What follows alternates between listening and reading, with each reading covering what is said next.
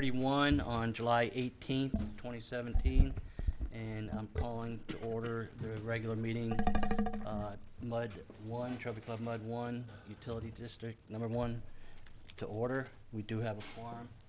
All are present. Citizens' comments. This is an opportunity for citizens to address the board on any matter, whether or not it is posted on the agenda. The board is not permitted to take action on or discuss any presentation made to the board at this time concerning an item not listed on the agenda. The board will hear presentations on specific agenda items prior to the board addressing those items. You may speak up to 3 minutes or the time limit determined by the president or presiding officer. Do we have anybody who wants to speak, Lori? I have nothing. Does anyone in the audience want to speak or has not signed up? I see none, so we'll move forward. Consent agenda. All matters listed as consent agenda are considered to be routine by the Board of Directors and will be enacted by one motion. There will not be a separate discussion of these items. If discussion is desired, that item will be removed from the consent agenda and will be considered separately. Do I have any wishes to remove any items? A, June 2017 check register. B, June 20th, 2017 regular meeting minutes. C, July 10th, 2017 special meeting minutes. D, tax collection report, third quarter. Fiscal year. Is that supposed to be third quarter or second quarter? Is that right? It's third fiscal quarter. Okay. And then E, quarterly investment report, third quarter FY 2017. Does anyone wish to remove any items? Laura, you said you revised some minutes? Yeah, I passed out amended June- minutes. June June 20th minutes they're at each of your Okay, spots. so- 2 corrections were made. Okay, we'll remove B, June 20th, 2017 regular meeting minutes. Is that correct? Okay, does anyone want to remove anything else? Anyone have a motion to approve A, C, D, and E? So moved. I have a motion by Director Thomas. Do I have a second? Second. Okay, thank you. Vice President Wilson seconds it. Okay, we're voting on A, C as in Charlie, D as in dog, and E as in Edward. All in favor, show of hands.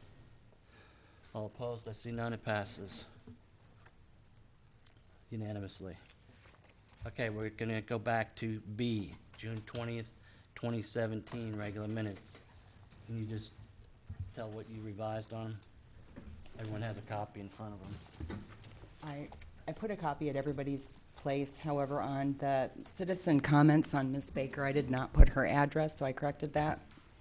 And also on, I believe it is page 5. I'm not looking at a copy. However, there was a motion It is made page 5. for half that did not have how the motion carried, and so that was added and corrected. Okay. I make a motion that we approve the revised June 20th, 2017 regular minutes. And is there a second? Second. I have a second by Director Thomas. I made the motion. All in favor? Show of hands. Passes unanimously. Okay. Moving on down. Regular session. 2, Agenda 2, receive presentation regarding wastewater collection system monitoring improvements by Smart Cover Systems. I asked to put this on. It's purely informational to consider in capital improvement projects. I think you mentioned it, Carl, and then Carmen also mentioned it too when we were talking to him. So, do you want to come up and just state your name and your company and start the show? My name is Jay Boyd. I'm with Smart Cover Systems. I'm the Senior Vice President for the company. And thank you for the opportunity to share some of this information with you today. Let's see here.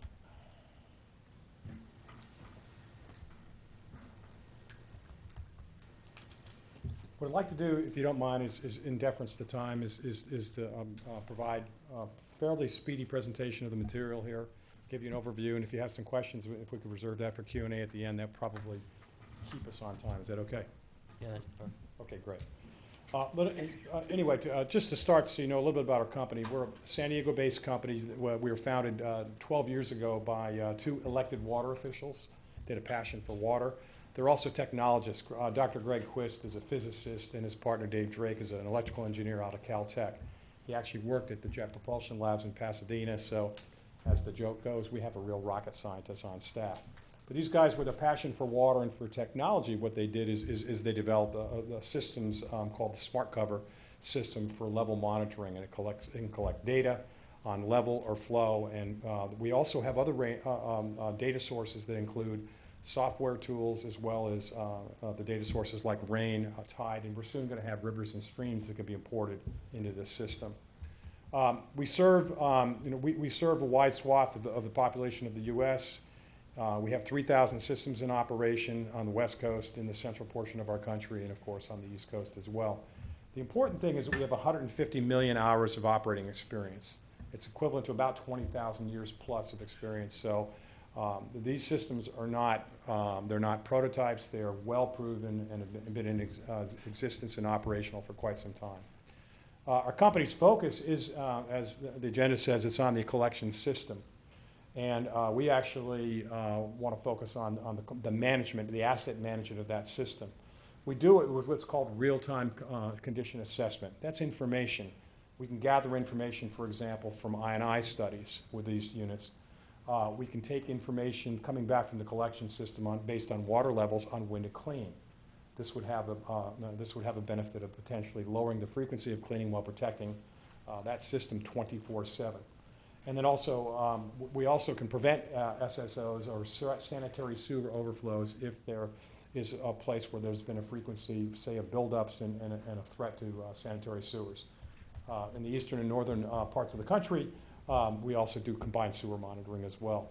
But the bottom line is the bottom line. What we're trying to do is through this information, this closed loop of getting visibility in the collection system, as it says here, is to prioritize the CIP, the capital improvement projects. Can we spend money more effectively, better, and in a more targeted fashion? We do this, we're part of the Internet of Things. The Internet of Things is all around us. If you've ever used Google Maps on your phone, then you're part of the Internet of Things. Our particular system, we use a piece of hardware. I actually have one sitting right here, a little model, and you're welcome to take a look at it afterwards. And it does is it's a sensor. It gathers information. As you see right there, what it's doing is it's actually using the sonar. Thanks, Paul. Yep. Using the sonar, what it's doing is it's going to monitor the pipe. Very simple concept, very robust. From that, Bill, if you can show the top, we're going to communicate that right up to a satellite system, the Iridium satellite system, with one of those two antennas. The green one would be the one used here. And then that lands into a server, so it's a cloud-based system. And from that, our users have 24/7 access to the data. Users own the data. We host it. We also manage the software system for you. We have a lot of applications here, but I don't think we need to review them there. If this presentation will be available afterwards. Really, we're talking about monitoring the sanitary sewer and the collection system here in this application. But the important thing is that you're going to gain system visibility. And with that, you can drive better decisions, more informed decisions, as we discussed.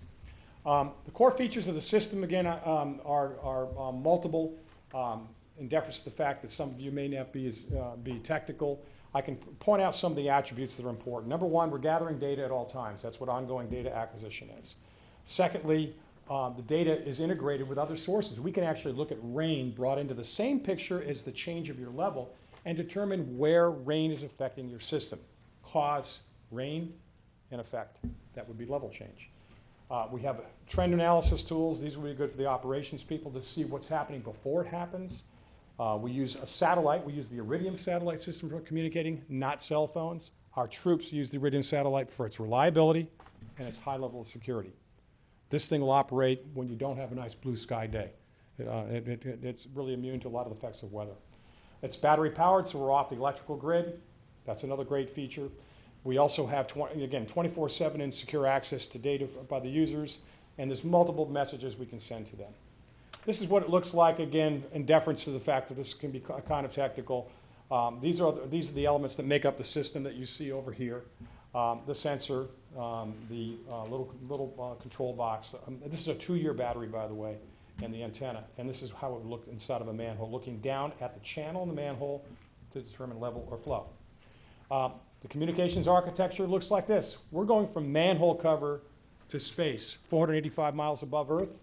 There are 66 satellites in low Earth orbit by Iridium, and there's 3 to 5 on the horizon at any given time. So we're just looking for one of those. So that establishes what's called redundancy. A lot of times we used to use cell phones, and we don't like the idea of having a single tower when we can have multiple sources of communication. And that, again, it comes down to the ground stations, to our servers, where it's held there. We host the data, and our users have 24/7 access again. This is what Iridium looks like, in case you're interested. It is used by our troops. There's no issue with weather reliability. And as you can see down there in the description, we were the only system operating during Hurricane Sandy, Hurricane Joaquin, and Hurricane Matthew. That's when you need it most. I want to emphasize that all of our users, while we're hosting the data, you own the data. And our services that we provide on an ongoing basis include the unlimited amount of users can look at it, and you can secure them, view only versus full administration of the system. We store an unlimited amount of data for an unlimited amount of time, and we have an unlimited amount of communications as necessary for a given system. Our fee for that, by the way, is $364 per site per year, and that bundles the data management, it bundles the software management, and it bundles the communication all into one. This is what it would look like to the operations people. What you're looking at is a graph of 1 week's worth of data. That would be on the x-axis. The y-axis, of course, would be the level. And that red line that you see there would be an alarm point. The users have the ability to set an alarm, so before it gets up too high in a manhole, the water, they would know about it, and they will be able to also to react. We also have a trend analysis tool, and there's a lot of information here. What's really important is not to respond to an alarm. I hate alarms, especially the one on my clock in the morning sometimes. What we want to do is we want to be able to get ahead of the system, that system visibility. So what you're looking at are two graphs where a slight rise day over day in trend means there's a downstream blockage from the monitoring point. It could be fat oil and grease building up, or maybe a root, or maybe there's sediments. And what will happen is the water will back up and rise, and we can see that day over day. And with that, operations can determine when they want to respond. In other words, for perhaps clean. And this is what gives them. They can go, rather than from waiting for the alarm to occur because they have no visibility, they can now respond accordingly at a pace in their own time. And what they ultimately get is become proactive in the whole process. We did a study on, I want to talk a little bit about cleaning for about 30 seconds here. We did a study, and if you notice, one of the two cities we work with was San Antonio. They were cleaning their sites monthly. Every month. And so we said, well, do you need to do that? No, maybe we don't know. We can't see. There's the visibility issue again. So what they did is we set up a 1-year-long pilot with them, and our intent was to publish a paper at a national conference. The bottom line is those 10 sites were cleaned monthly. It's 120 opportunities to clean, as you can see here. They cleaned 7 times, and they reduced their operational activity or cleaning by 94%. The city of San Diego, you can see, had an 89% reduction. They're going to save millions. Obviously, your system is much, much smaller, and the opportunity for the magnitude of savings may not be there, but certainly savings is a possibility if you have regular routine maintenance. Another thing that the system can do, again, is the fact that it can protect sanitary sewer overflows. Sanitary, nobody wants them. They are harmful to the public health. A real, they can cause extra work and extra expense that's unplanned, and also the PR is not exactly great and stuff, especially if the spill gets too big. This particular city had 10 per year. They had budgeted $500,000. They were getting sued. They actually had multiple spills inside of a medical center. And so that was built right into their budget. And this is a city of only 90 miles of pipe. I know your city's even smaller. But this was a very, very severe issue. Bottom line here, and I don't expect, this is an extreme example, but just from stopping at sanitary sewer overflows of the threat, this is the kind of savings that they achieved, $3.5 million over 10 years. Lightning strikes is another use. If you have SCADA on your system, SCADA being operating your wastewater lift stations at the critical spots or the critical lift stations, we can be a backup or reserve alarm system for that. So that's what this graphic is about. Finally, I&I, and we talk about money. This is where the money can be. If you don't know what I&I is, it's inflow and infiltration. Sanitary sewers should be sealed. The objective of them is to not let any of the outside things like rainwater or groundwater get in, nor to have the wastewater get out. I&I is a very typical problem in the United States, and it's a hugely expensive problem. So what we want to do to find out is where my pipes are leaking. And you can do that by monitoring, and you look at your dry periods of weather. Maybe you've had a couple weeks of dry weather, followed by wet weather patterns. And then you start to see a ratio. How much are my flows during wet weather versus how much during dry weather? And by moving these smart covers, picking up the manhole cover, literally moving it to another location, you can actually start to track it down and find where the pipes are. Why is that important? Well, you want to process wastewater at your plant, not rainwater. You can reduce your energy costs. You can reduce the total volumes going into your plant by finding out where your system is allowing rainwater to be processed. There's big dollar savings there, potentially. Also, you're doing a nice plant upgrade here. You may, if you wanted to maybe push off the next possible upgrade because you need increased capacity, you can start by just simply stopping your pipes from allowing inflow. This is an example here. The red, so if this was your system as you branch out, say from the main and going into your plant, notice that the red arrows, we didn't have any problem over in that area. The blue X's we did. We move it to that area, and you keep moving into your system until you track it down and isolate it. Then you can make as I mentioned before, your prioritized CIP decision accordingly. One more thing we can bring into the picture, and this graph is actually pretty cool if you're a techie like I am. This shows rain. That blue graph shows rain, and you'll see the corresponding effect on a level. What happened is they had a severe problem, obviously, with rain, and you can see the level rise. Now I've isolated again the problem. So that's a great illustration of how you use cause, rain, and effect would be level to start to track down issues. Here's just another graph, the blue graph. So again, you can see, if you see carefully, if you look at the peaks on the blue, you'll see corresponding peaks in this yellow. This one here is most responsive. That's a place I'd start. So we asked about cost. For a single unit, the hardware cost, that would be the system you see there, is $39.85 per unit. I mentioned that we have services costs. That's $364. The hardware cost is a one-time cost. The $364 is an ongoing or recurring fee. We have a one-time website setup fee of $900. If you buy 1 unit or you buy 10 units, it's still $900. So obviously, if we can spread that cost over multiple units, the cost per unit will go down.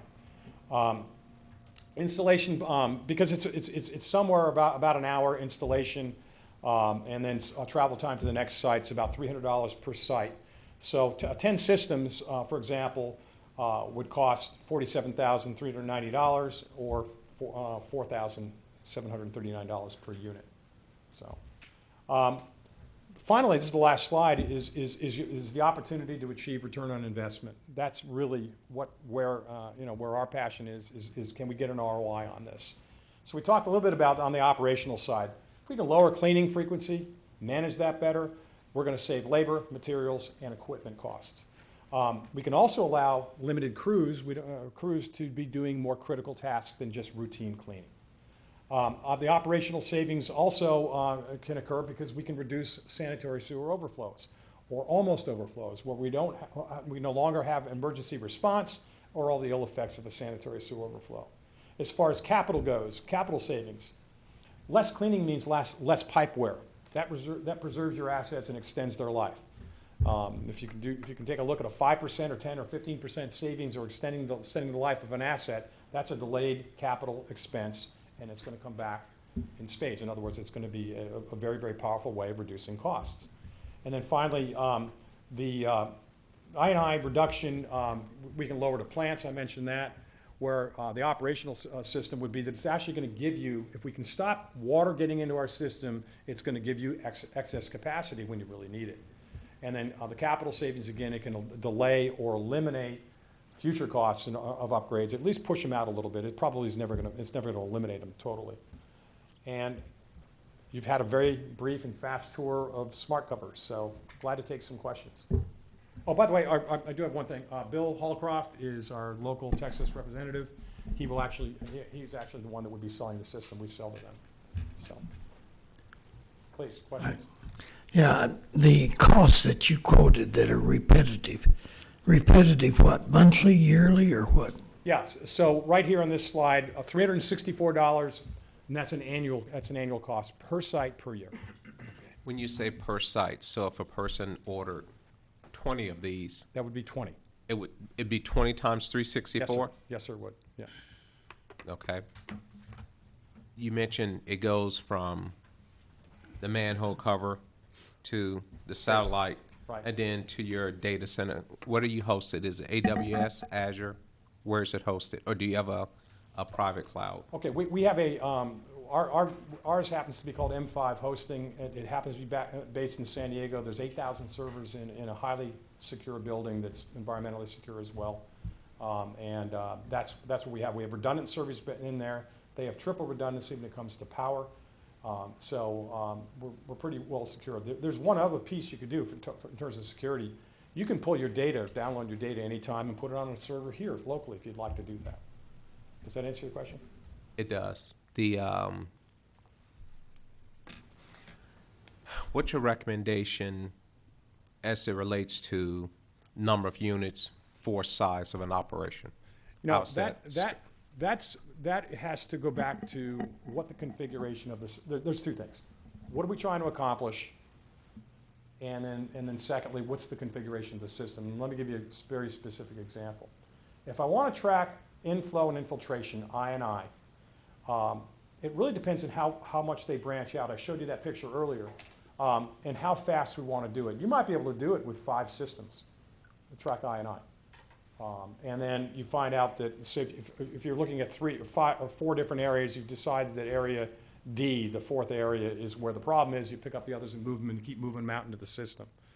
If you have hotspots being places where you're getting surcharges or you're getting, or the level's rising in an not necessarily unmanageable but unacceptable area, you might have 5, 6, 10 of those, and that would be another application. So, and then there's the opportunity to lower cleaning costs. And I don't know off the top of my head what the frequencies are. We like to look for high frequencies to start. It's low-hanging fruit. San Antonio's monthly sites, they had an ROI within a year of that expense. So a lot of it depends on application, how we're going to use it, and then the configuration of your collection system itself. We were looking at this very, very briefly in the office about a month ago. And from our cursory look, it looked like there were about 10 locations, that's why I used that number, where there could be some benefits there. And we'd like to do a deeper analysis if we wanted to proceed. Is the analysis part of the fee? The Oh, setup yeah, fee? well, yes. There is no fee to do it. We need to determine, again, where the vulnerabilities are and what your goals are, so. That starts with maps, discussions on some of the asset attributes. No, your asset attributes, the pipes themselves and the locations. What's the durability of the top? What's that, hard plastic, the sensor? Yeah. It's traffic rated. Yeah, this is our antenna is actually a ceramic chip that sits inside of here, and this is a reflector that's made, traffic reflector that's made by 3M. You see my roads here. We're just using that. It's green pipe equals sewage, so we used it for green. Especially on dark roads at night, we like the idea of a reflector, because if you have a couple different manholes, you're driving out to see where the problem might be, it quickly pops up visually so they can see it. This bracket is aluminum. It's hard anodized aluminum. The installation is very simple. You drill 2 holes. The bracket is held in place. It's a 2-part bracket. We place our pieces in there, and then we put it in there, and then we close it up. Oh, there's one more important thing I didn't mention. The installation and maintenance of this requires 0 confined space entry. Confined space entry could cost a lot more money just for maintenance, because there are certain requirements that you have to have. So All the work will be done above ground safely, so there's no risk for that. You want to pass this around? Kevin, I've got a couple of questions.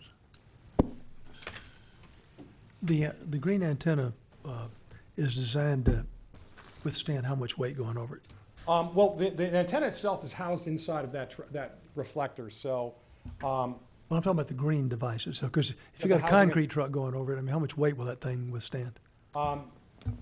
I don't know the statistic off the top of my head, but it is rated, there's by the National Traffic. It's on highways, it's got to Yeah. take a lot of beating. We have 3,000 of these deployed now, and you know they're designed for what we use them for. We didn't design the housing. We bought it from 3M. They did all the testing, and we just use it as a housing.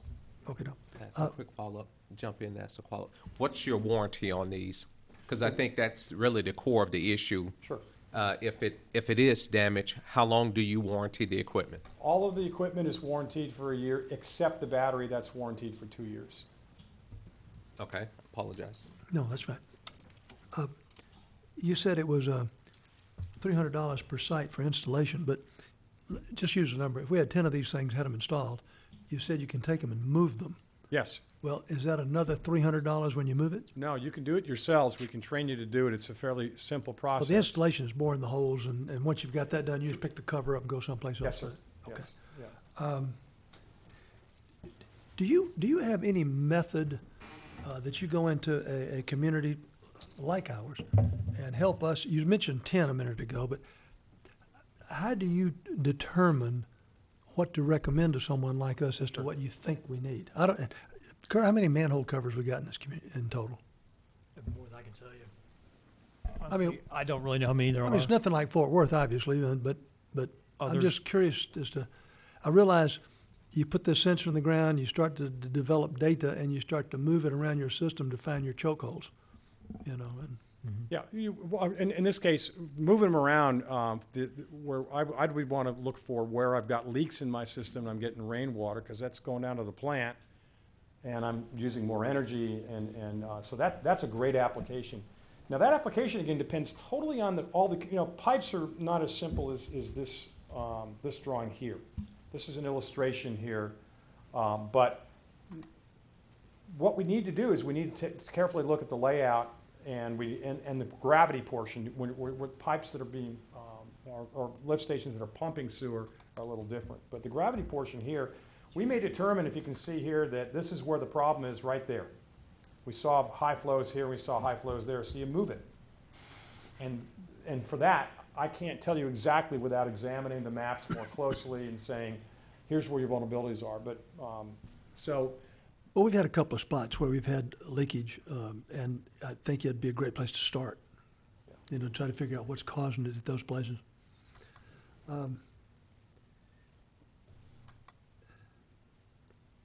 You covered that. Move that. How do you do? You've got me covered. I have a follow-up question. Apologize, Bill. Follow-up question to the one he asked. How are you able to track, so when you move it from one location to the great, other, yeah. how are you able to know, well, that came specifically from this manhole cover? Is it using coordinates? Good question. Or how do you maintain that? okay, first off, what you're gonna get is you're gonna get a website that looks like a Google map, it is a Google map, and we're gonna show you the locations on the map. Let's say we installed the 10 here. When our installer goes there, we do something dead nut simple and easy. We take our phone, we go to the compass on the phone, and then we look at the latitude and longitude that's recorded. And part of our service is our technicians in our office will use those coordinates to locate the systems. So that's the original position. If you want to move them, it's as simple as a phone call, a text message, or an email. Let us know that you've moved them. And again, if one of your technicians just simply writes down the latitude and longitude, we'll know that we've moved them on the system, and then we move it on the visual map for you as well. All that stuff, all the stuff that's going on the website changes and stuff is part of our ongoing services. There's really a third piece there into the services. So You can do that as many times as you like. So each unit doesn't have a separate ID, you put down a signal like an identifying signal first? Or? It actually does have an ID, it's called a system identification number, but it's associated with the computer. And the computer, as the computer moves, we need to know it. We could put a GPS system locator in there through Iridium, but I don't like, well, rather than $364 a year, that might be $3,000 because it's constant, just like on our Google phones, it's constantly communicating. So we've chosen a simpler, lower cost methodology to do that. We also will take, let's say you've moved from location A to location B.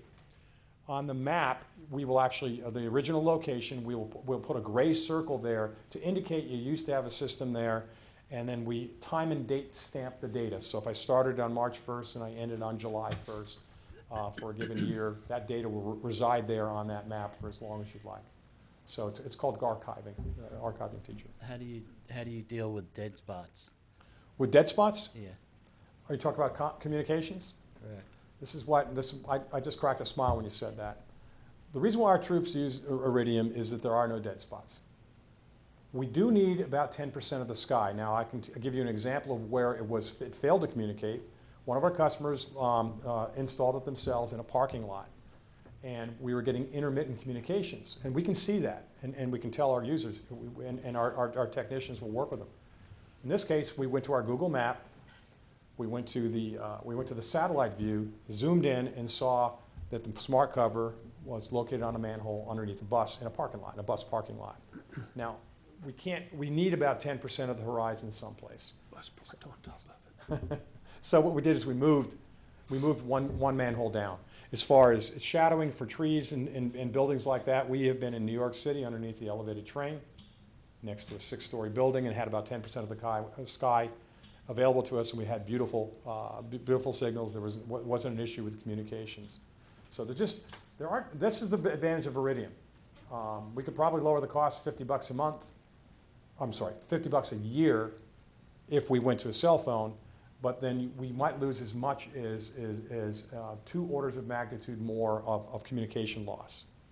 And then you got the whole setup issue. Sometimes you go into a valley, that's where sewers like to go, gravity. You can go to a valley and lose communication. You cannot even get communication, so now you got to add extra hardware, extra time. So this is why we moved away from it, and for that good reason, is that it's extremely reliable, it's easy to set up, and again, it's super secure. Bill, do you have any questions? Real quickly, you mount these on a manhole cover. Yes, sir. Is it possible to just move the manhole cover to another location Yes, to that's- avoid all that?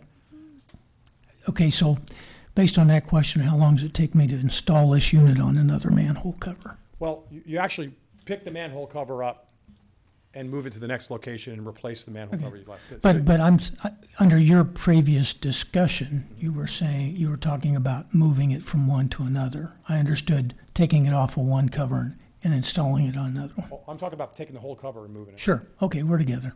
Okay, yeah, you can take the whole thing. The initial installation is about a half an hour. The only thing, if you wanted to just unbolt it, that antenna is going to go nowhere. We use an extremely strong, it's a 2-part acrylic adhesive called methacrylate. It's the same material that's used on Mercedes-Benz for structural bonding and also on the 780, Boeing 787. And it's done because we don't want it to come off in traffic. So that's why we just say, take the whole manhole cover, move it to the next site, and replace that spot. Thank you. You're Can you welcome. lock the covers in place so that someone can't steal the cover? And We have customers that do that. Miami-Dade is one that comes to mind immediately.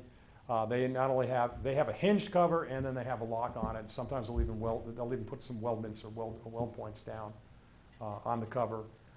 It really depends on the community. Where those covers were being stolen, I wouldn't want to drive even at noon, frankly. So When you swap manhole covers, can you change those cable lengths? I think you Yes. said they come in 2 different lengths, correct? yes, as a matter of fact, we have 2 standards: 15 feet and 25-foot cables. And where did the cover go? So we would work with your operations group, determine what they might need for cable lengths. We can go out to 300 feet custom cable of 300 feet, which we've done for a couple of customers for special applications. But 99% of the time, we're gonna be covered with the 15-footer or the 25-footer. There's a $14 difference between the two. Carl, you have any questions? Tony? Is the battery unit replaceable, or does it require the replacement of the whole unit? No, you open up the manhole cover and you take off, it's a two-part bracket, so you take this part off. Battery's exposed, it's a threaded connection, so you unscrew it, put the new one in. We'd like to put a little, it's a gummy sort of tape on it, just to give it a little extra sealant. Put the bracket back and you're done. It's about a 10-minute process, once every other year. What's the cost of the new battery? New battery was $358. And that would, again, be every other year, so. Do you have local operators who do that, or do you fly in to take care of that? We can, if that'd be the preferred. Sounds like the operator could do it. Yeah, I would highly recommend to you know, for this size utility, that we would train the operators. If they can, so let me tell you what the skill set is to maintain these units. To install them, you need to you know how to use a drill. We supply the drill bits you need to know how to use a caulking gun and a tape. There's 3 measures we need. The total depth from the top of the manhole cover down to the pipe. And as you see here, the pipe has a shelf or a bench. So I want to know that distance, and then I want to know the water height. And from that, we can determine the proper positioning of the sensor. And so if we go to an 8-foot manhole cover to a 10-foot manhole cover, we repeat that process. And knowing the diameter of the pipe, we've got a little formula to figure out exactly where the sensor goes. If you move it from one location to another and the depth's different, is the cable easy to swap out? Oh, well, yeah, sure. He just explained that. Well, No. I missed it. No, we've got I'm two not- lengths of cables. He talked about 2 links. I want to know, can you take one out and put another one in? You can take a sensor out here, it's a connectorized, it's fully sealed inside, but it's a connectorized, so I just unscrew this and I can put another one in. If you want to go to a 300-foot for whatever reason, we can, you know, it simply starts by unscrewing. I got you. I think the genesis of or the crux of the question is you've got a 15-foot cable and a 25-foot cable, Yes. generally speaking. Yes. What if I have a 13-foot hole to the pipe? Okay, so if you have a 13-foot pipe, the next thing I want to ask you is, what's the pipe diameter? And you say, it's 12 inches, it's a foot. Okay. Okay, so here's how we do this. This is where we emit Mm-hmm. the ultrasonic beam, and it comes out at an angle. It comes out 9 degrees per side, or a total of 18 degrees. So what we want to guard against or what we want is this to be focused on the pipe and the pipe only, not anything around it. I take the pipe diameter times 2.5. So if we've got 1-foot pipe, 2.5 is going to be 2.5 feet, should be from the bottom of the pipe up to this mouth right here, the sensor. And that determines the cable length.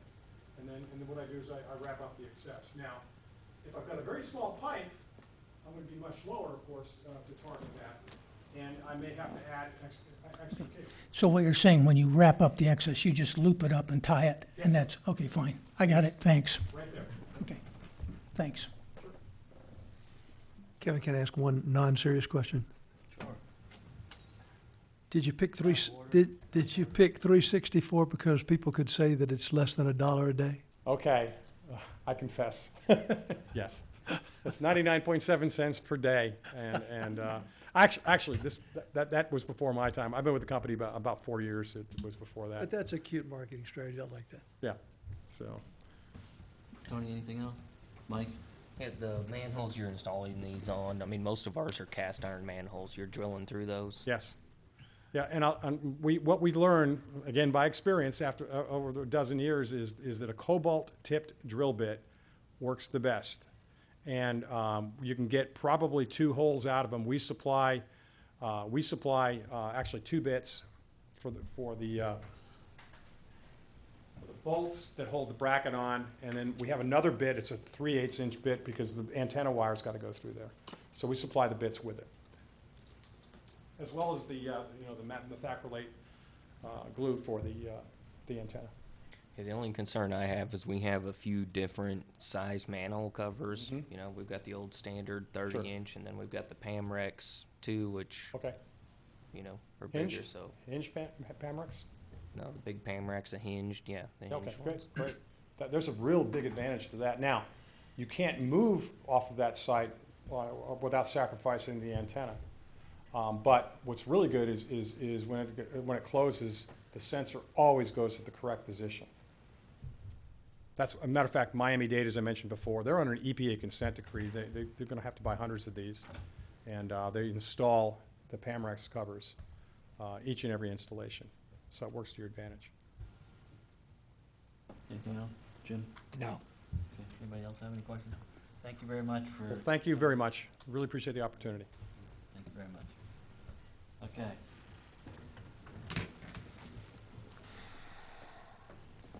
That's interesting. Okay, we're gonna go to agenda number 3. Consider and take appropriate action regarding 2016 Consumer Confidence Report.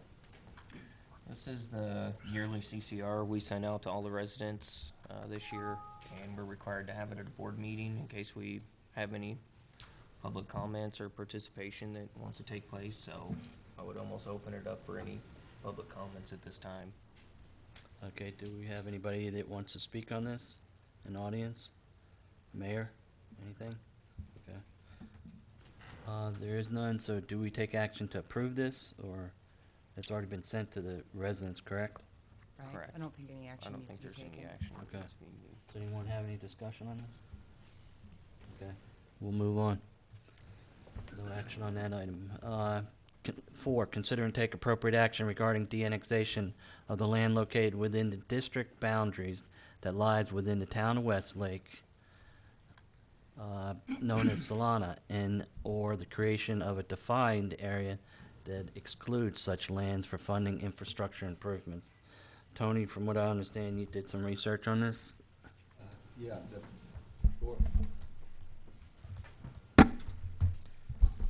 board previously asked me to take a look at this issue with respect to the exclusion of property or the de-annexation of land.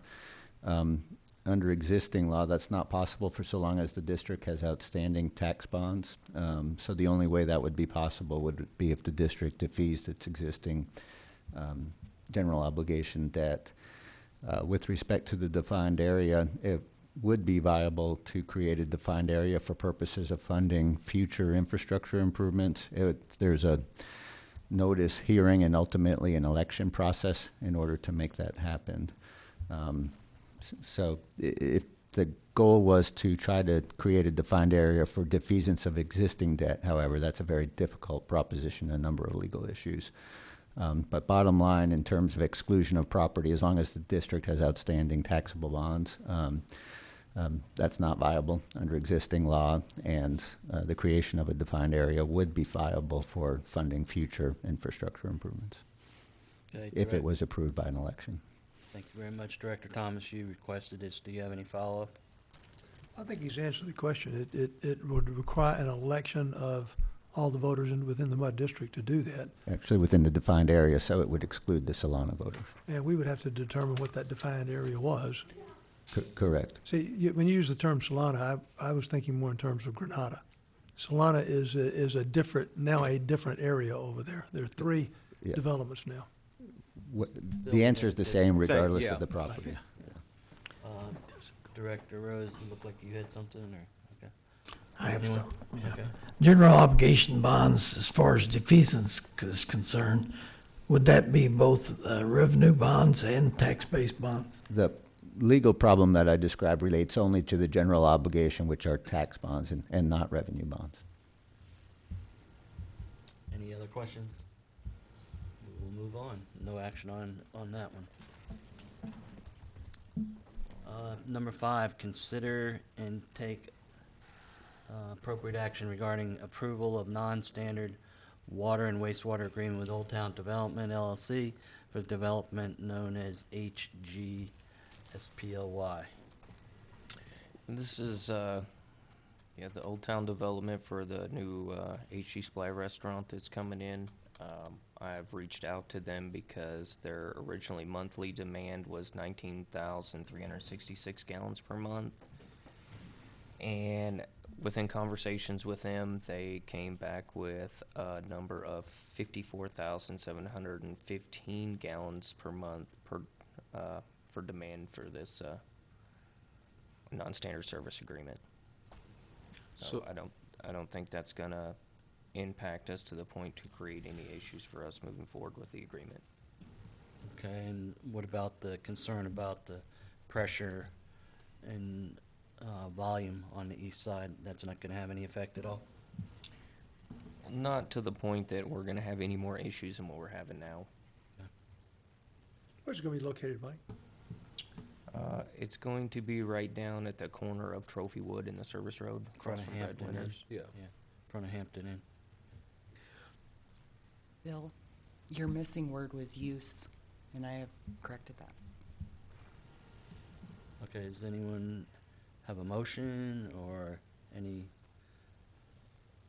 I make a motion, we approve the non-standard water and wastewater agreement for Old Town Development for HG Supply as presented. Second? okay, we have a motion by Vice President Wilson, a second by Director Thomas. Any discussion?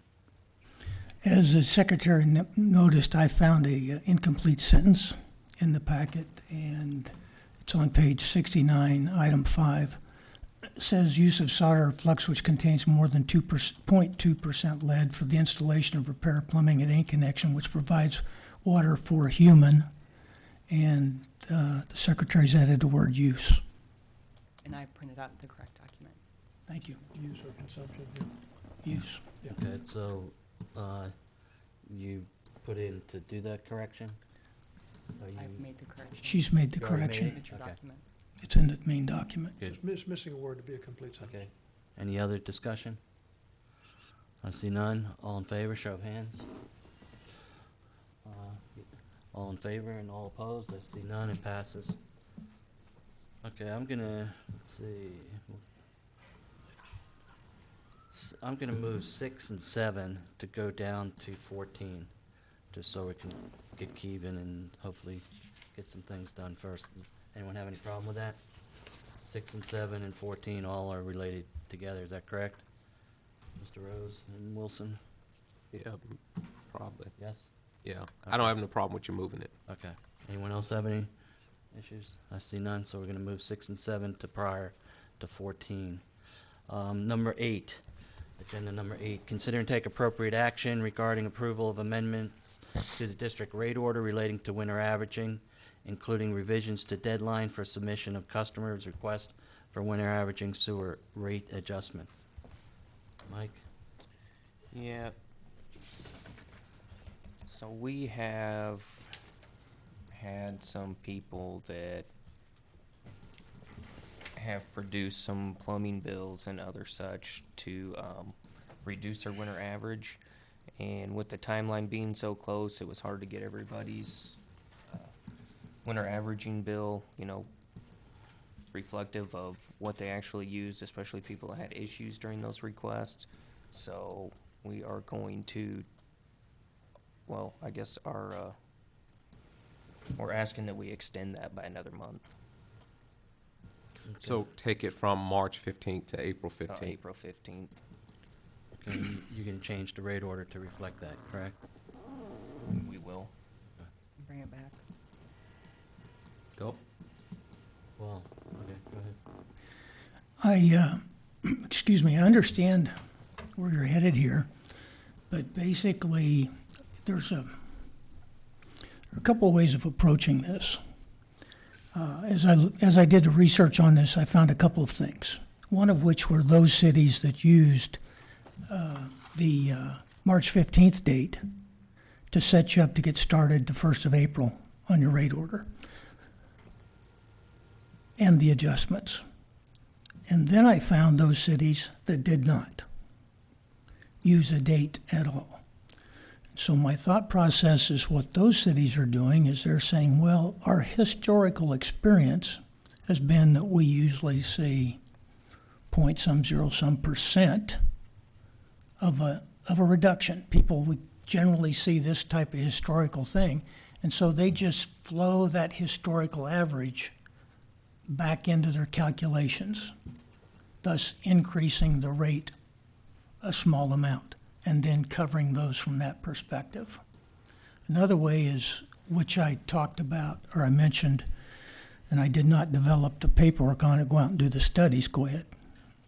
I heard you, but I have no idea what What I it just meant. said, I was gonna wait till you okay, the second, let me go to the second one. I lost my train of thought. You're on the This, second this, one. the, yeah, the second way of doing it is to do kind of, we talked about last month, and I was going to generate some package to do that. But basically, that concept is you stick with your original date, but then after that date, you allow the general manager or his designated representative to make adjustments, Deal with exceptions. to deal with exceptions, and you kind of set some guidelines to do that. And I found 2 or 3 cities that did that I was able to quickly get that data. But I haven't done any study or analysis to go out and find other cities that do it and get their approach to see if there is a better approach. Quite frankly, based on our size, I think we may be able to just do, in some ways, the percentage. Just say, we know what we've seen this year because there were those people who came in and said before the 15th and said, we've got a problem.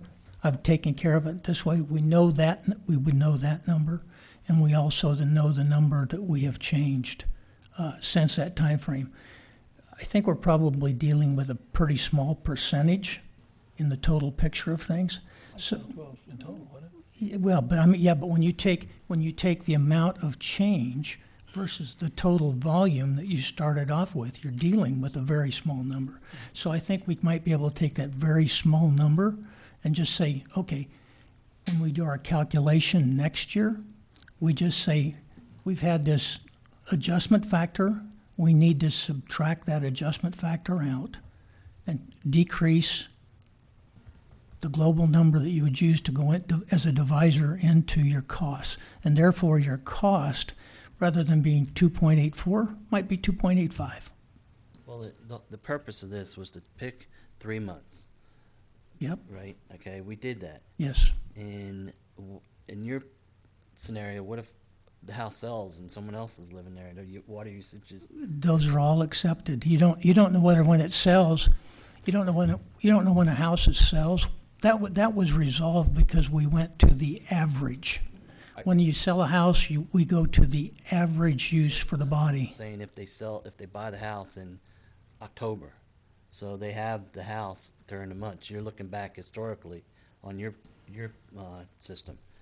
Well, they're totally different people, totally different usage, but, I mean, to simplify this, we aren't, we need to make it as easy upon the staff as possible, and I think it's just an education process where you tell the people, hey, if you identify a problem, check your winter averaging, and you have till April 15th, and that's it. No, I think you guys are talking about 2 different things. I think what you're talking about, I don't think he disagrees with. I think what he's saying is that if you've made a reduction, if you've made changes, so let's say this year we determined we've made 300,000 gallons in water reductions. When we look at how much water we're anticipating using for the year, subtract that amount. So when we grant these exceptions, it doesn't impact our overall revenue for the year. So I think you guys are talking 2 separate things. What, yeah. And so I guess in my mind, we would have to get a material number in order for it to impact our revenue. If we're just off by a penny, I'll take that over what we've been doing for years. If you can just guarantee me that, I'll just sign up for it and call it quits. We would have to have a huge number of reductions to make it material. I don't even think it would move the needle. Each year, the rate it could possibly change based on what revenue you need to generate.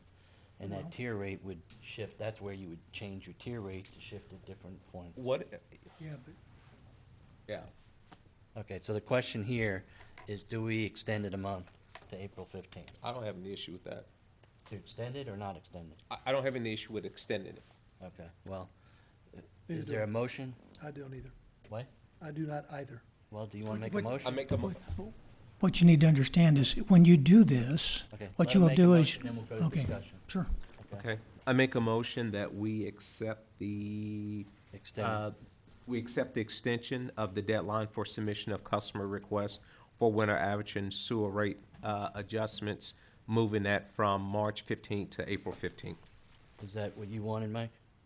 Okay, do I have a second? I'll second. Okay, we have a motion by Vice President Wilson and a second by Director Thomas, and now you can discuss. Okay, so if you change this from March 15th to April 15th, one thing that will happen is you will delay the implementation on your new rate structure because you won't be able to implement it on April 1st. You'll be now delayed till May. I Now, disagree that- with that. okay, No, okay. The rate can be changed The at rate any can- time. Yeah, Oh. you would just do what we did before. If you would implement it, and if someone came in on Just April exceptions. 7th and said, I filled my pool, or I had a flood, and I need you to modify mine, then you would just move that one back. It wouldn't impact the Everybody else. 4,500 Yeah. other people who didn't make a change. Okay, so then the question becomes, currently we were in the situation where we had people who came in after March 15th and said, hey, me too, because I've had this particular issue. If you go to April and we said we had a plan for those prior, but we didn't have a plan for those after. So if you move it to April 15th, we have a plan for those prior to April 15th. Do we have a plan for those after April 15th, or we're in the same boat? April 15th is the cutoff. I think staff has And- looked at it and said, based on their experience, they're comfortable with giving people up until April 15th. If you exceed that deadline, then Sorry, you've Charlie. missed your opportunity to make the Yeah, modification. and I don't think that prevents them from coming to the board. They can come to the board and, Okay, Uh, well, see, now we've got the difference going on here, and I have the interim general manager that flinched. well, I mean, you can't stop a Well, let's- resident from coming to the, Do you I have, would just think that the direction you guys gave previously was for the general manager to look and review and change as recommended. So the ones that were brought to the board meeting, last month, 2 months ago?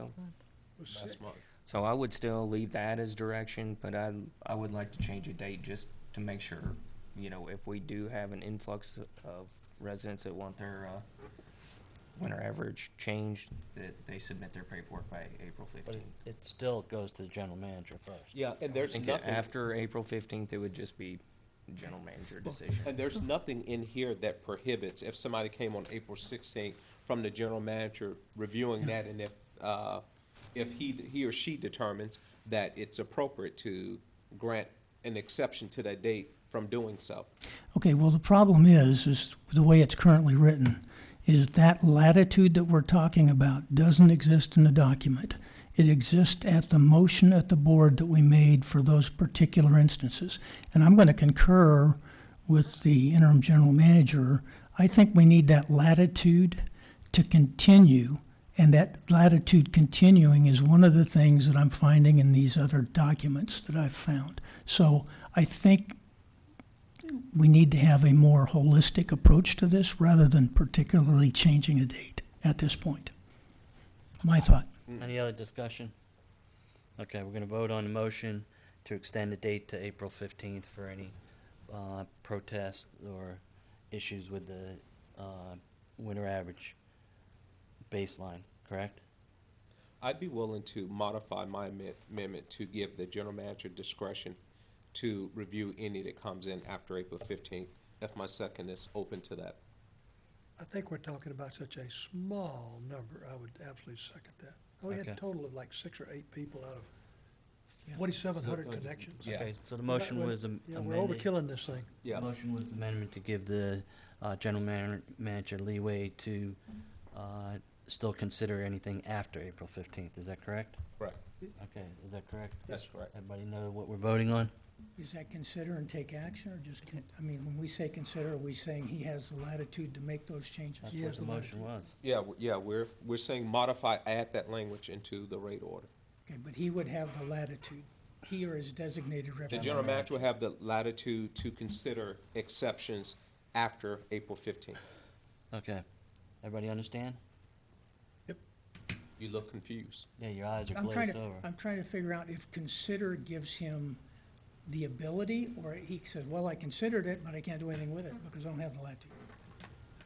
It's in the general manager's hands. It gives them the discretion to make changes after the April 15th date. Okay? I don't have a problem with that. Everybody understand it now? Okay, all in favor, show of hands. Unanimous, all opposed, none, passes. Understand, Mike? Yes. Okay. Consider not bringing this back up again.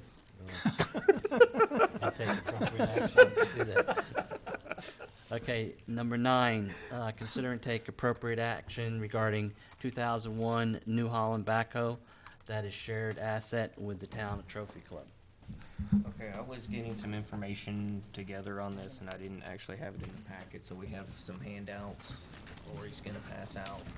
This is a shared asset with the town. 2 sheets? It was purchased back in 2007 for, looks like $20,000. Those are yours. The cost participation on this at that time was the town paying $14,500 for it, and the MUD paying $5,500, which actually comes out to the town owing 72.5% and the MUD owning 27.5%. And the reason why this is coming up today is because on one of your handouts is an estimate for repairs that need to be made to this piece of equipment. And I know that Carl has a new backhoe, and I don't think he even uses this equipment anymore. Holland backhoe. Yeah. So we own the backhoe, so we don't use this piece? Own 27.5% of it. Oh, I thought I heard you say that we have our own backhoe now We do. where we don't use this. We do. Can we just give this to the town? So, I mean, considering the amount of the estimates that need to be repaired and the estimates of what the value is today, sight on scene, the value was appraised at $3,500 to $6,000. But it needs over $17,000 in repairs. It's gonna be auctioned off, obviously, they aren't gonna repair it. I say that not even waste the time trying to figure out what they're gonna do. I say just give it to them and move on Well, and let them decide what they want to do with it. how is this on our books if it's mostly the town's asset, so it wouldn't The be on our? 5,500 is on our books. This one And is? the 5,500 that we paid, our portion, is on the fixed assets. And it's being depreciated over 10 years. So there's Okay. still like a 2,000 something undepreciated balance. So Yep. that would be cleared off if So you if we- salvage it. So if we bought in 2007 and it's 2017, no, we bought in 2007, correct? But the model is 2001. Oh, Yeah, I know, but that impact, if we depreciate it over 10 years, we ought to be at the 10-year point now. It ought to be worth 0. I pulled it up and it's showing 2,000 still left. So, We must have depreciated over a longer period of time than that. maybe so. I can double check it. It really doesn't matter. It's Yeah. gotta come off. Yeah. I mean, I'd make a motion that we just simply give it to the Then what- town and be done What's the with it. town gonna do? That'd be the town to figure I out. mean, Oh, have you talked to the town, because they I have. technically owe I- 72%. I visited with Tom about this, and they're not sure which direction they're going to go right now. Well, I'd just see if there's any salvage value and split it to, if they can get anything out of it. If, I wouldn't go above and beyond, to do anything, but if they can salvage it, and I think we have to declare our part as salvage, Yes. and then I would do that. give it to then. them, and they can do what they want with it. yeah, that would be my motion, that we Consider give the salvage. town the 2001 New Holland backhoe and write any remaining value off our books. If I could request that the board declare it surplus property. The one exception, normally this would be unconstitutional, you can't give away district property, but when Okay. it's to another governmental entity, it's allowed, but you do have to make a finding that the property's surplus.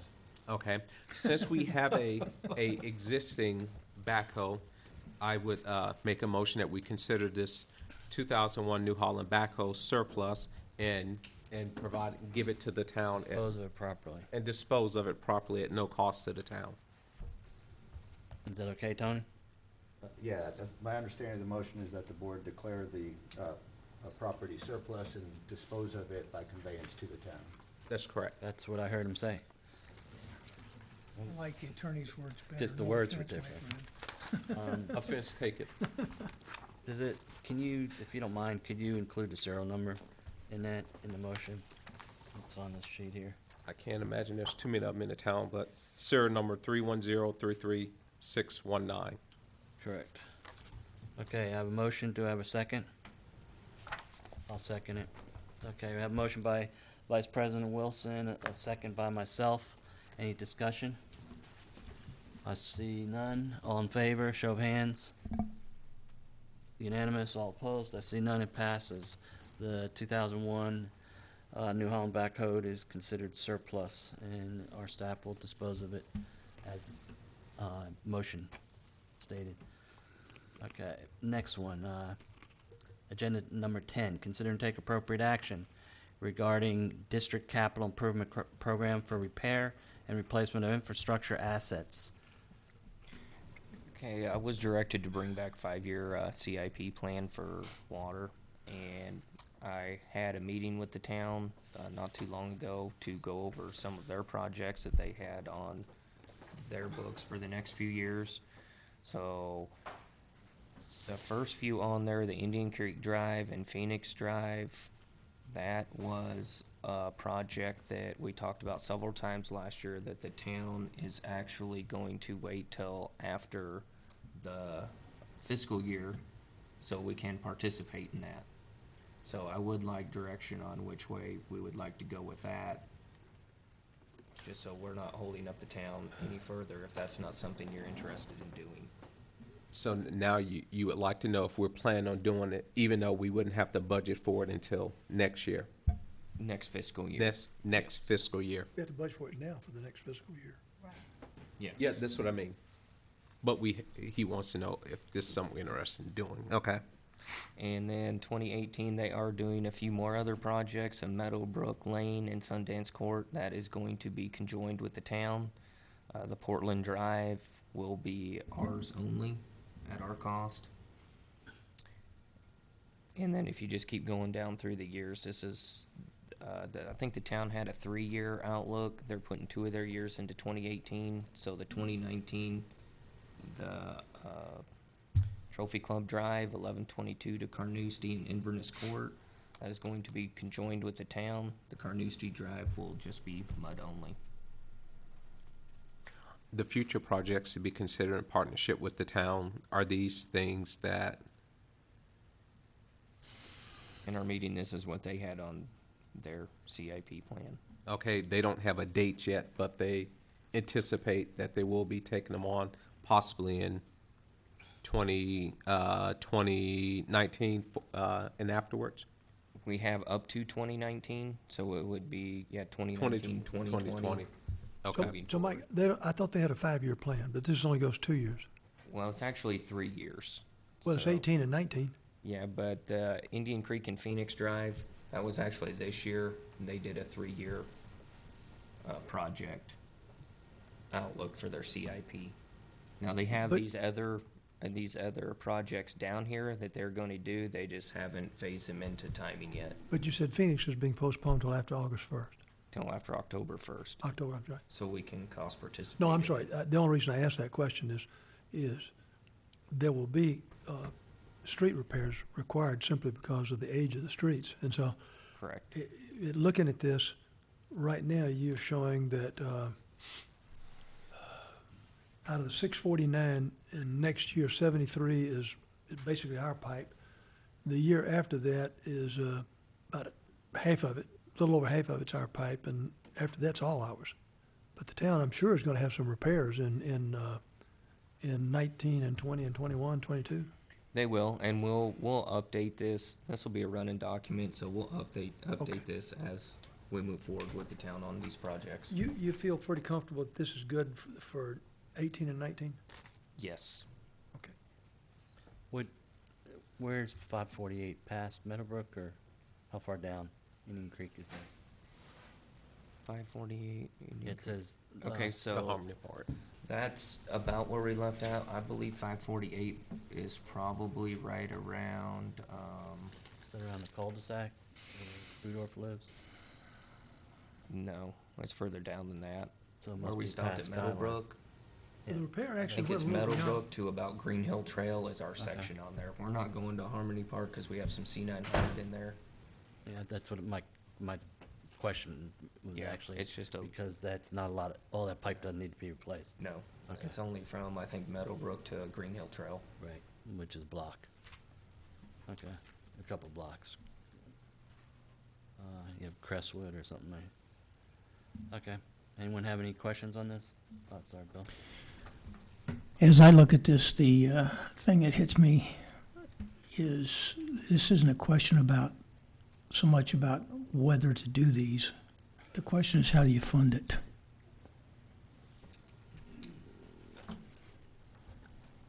Are you talking about trying to fund the, I mean, as you look down at the bottom, I mean, the first bite is pretty healthy at 600, call it $650,000. Then you get down to 600,000 and eventually drop off to 300. And that's projected based on district only. It doesn't have any additional town work on it in future years. We all know the streets are crumbling, so. You can't really look at it drops off because 2020, next year, that number may go up. Exactly. My point is you don't know, so do we get in, do we develop a long-term funding plan for this? Are we talking about a revenue bond that we roll? Versus Ladder? funding Annually. it out of water rates? Yeah. $650,000 on a water rate. I think you're talking about a pretty good hit. I might be wrong, haven't seen any projections, but. It's in the budget right now. Is it? Yeah. Okay. So we'll see how it works Was- out. It's in the budget for recovery through water rates. And what we need to do is, if this is fine, then the staff needs to take it back and say, okay, this is what we need to put in the budget. Is that correct, Renee? Yes, it's already in You the said it's budget. already in the budget. Yeah, but if it changes, you have to change the numbers. Yeah, I mean, we're Yeah. gonna have a budget Yeah. workshop and everything, so anything can change. Yep, okay. Tony, can I ask Tony a question, Kev? Sure. Tony, Well, if he'll answer, but. well, the appreciated values in Trophy Club have continued to go up very dramatically again this year, almost 10%. Also, there is additional property being added into the district's system that will generate revenue. So my question is, can we use tax revenue that we receive that's over and above whatever is previously committed to pay for some of this? Your maintenance tax revenues? I'm saying if we didn't reduce our taxes at all and left them flat, the amount of money coming in next year is going to be more than came in this year. Appraised value. If your question is whether. Coming back to Bill's question, how to pay for this thing. Yeah, if your question is whether the district can use maintenance tax revenues that may be available for construction projects, the answer is yes. You could not use those revenues for debt service, but that's not what you're describing. You're asking if there's a need for a maintenance project, whether the district can use surplus maintenance tax revenues to do so, and the answer is yes. Okay. That might help. Do you classify these as I mean, since we're replacing them, that makes them a maintenance project? Would that be correct? Yeah. I'm not familiar enough to know what Indian Creek Drive means, so I'm assuming we're replacing a water line. Yeah. It's a you're replacement maintaining of- Repair and the replacement, I assume what we're talking about. Okay, okay. Yeah. There's another one. Anyone else have any questions? Okay. Thanks. We need a motion or something to approve this 5-year. I don't know if we need a motion. I think it would be handled if we just, the board would give direction on, if they're still inclined to participate in Indian Creek and Phoenix Drive. And you're saying you're okay with it? Yes. I don't have any problem Kevin, I with think it. it's part of our budget process. Yep. Yeah, I So- think the big thing, he wants to, since the town is delaying it for our benefit, he wants to make sure the board is agreeable to doing it, so they don't hold it. Then we go through the budget process and say we're not gonna do it, Yeah. and all of a sudden we cost them a 3-month delay, Yeah. or it's 5-month delay for no I reason. don't know if I'm this in is, favor of doing it. Yeah, I'm in favor of doing I it. make a motion that we direct staff to utilize or use this 5-year capitalization improvement project as in this budget and future budgets at this time. Is I'll that o- second that. Is that okay, Mike? Yes, that'd be good. Okay. I made the motion, Vice President Wilson seconded it. Any discussion? Yes? And I'm sorry, the direction is to direct staff to do what? To use this projection 5-year capitalization improvement project, as a baseline for As part of our budgeting. budget process. Yeah. Is that And, okay? I think you could also, as part of that motion, direct staff to include next year's project expenditures within the draft budget you'll be Yeah, that's what I receiving did, Yeah. use the 5-year. Yeah. That was part of it. Yeah. Okay. You got it, Laura? Yeah. Yes? No? Okay. You have a question? My only comment would be the phrase that you used, "in future budgets." This thing will change. I don't know whether, so Just use current it as budget, I have no problem. Yeah, every year the budget gets approved and changed, Yeah. but right now, 5-year projection is gonna be implemented. You don't have to go with it, it might change next year. Exactly. And that's what Tony kinda wanted Yeah. clarification on. Everybody understand? Yep. Okay. All in favor, show of hands. Unanimous, all opposed, none, it passes. Staff have direction, you understand, Mike? Yes. Okay. Okay, that was 10? 10 or 11. Okay, consider and take appropriate action regarding amendment number 3 to the agreement for water service between the City of Fort Worth and Trophy Club Municipal District Number 1 for the construction of a north side 2 30-inch water main and allocated capacity. So I've talked to Fort Worth pretty extensively about this. They went back and actually passed an ordinance showing their water capacity in this line. It went from 15.45 million gallons per day to 20.76 million gallons per day per their ordinance. So what that did, that dropped everybody's cost participation lower for this project. So originally, if you look at the top there, we were at 42.72%, and our cost contribution amount was a little over 4 million. Now that they've brought this ordinance and this new cost participation study out, we dropped to 31.79% with just over $3 million cost contribution amount. So it looks like we're gonna be saving About $1 little million. over $1 million. So I did reach out to Fort Worth and I asked them just a few questions. I asked them if you look at Trophy Club's additional capacity on the 30-inch, well, that's the second block there. If we were to buy an additional 8.6 million instead of 6.6, it would be an additional $911,715. So when you said it, you don't mean buy an additional 8.6, you mean buy additional Additional 2 million? Yes, to- sorry. For a total of 8.6? Yes. Okay, and as far as need in the future, we're okay with the lower 6.6? Or do we need to be, just a safeguard to be at 8.6? I think, in my opinion, if we have the opportunity now to buy more capacity, it would probably be a good time to do it. I don't think the opportunity is probably gonna come around again. Well, I so- tend to agree. Yeah, the opportunity, might as well take more than less. Kevin, do you have any input on this, just out of curiosity?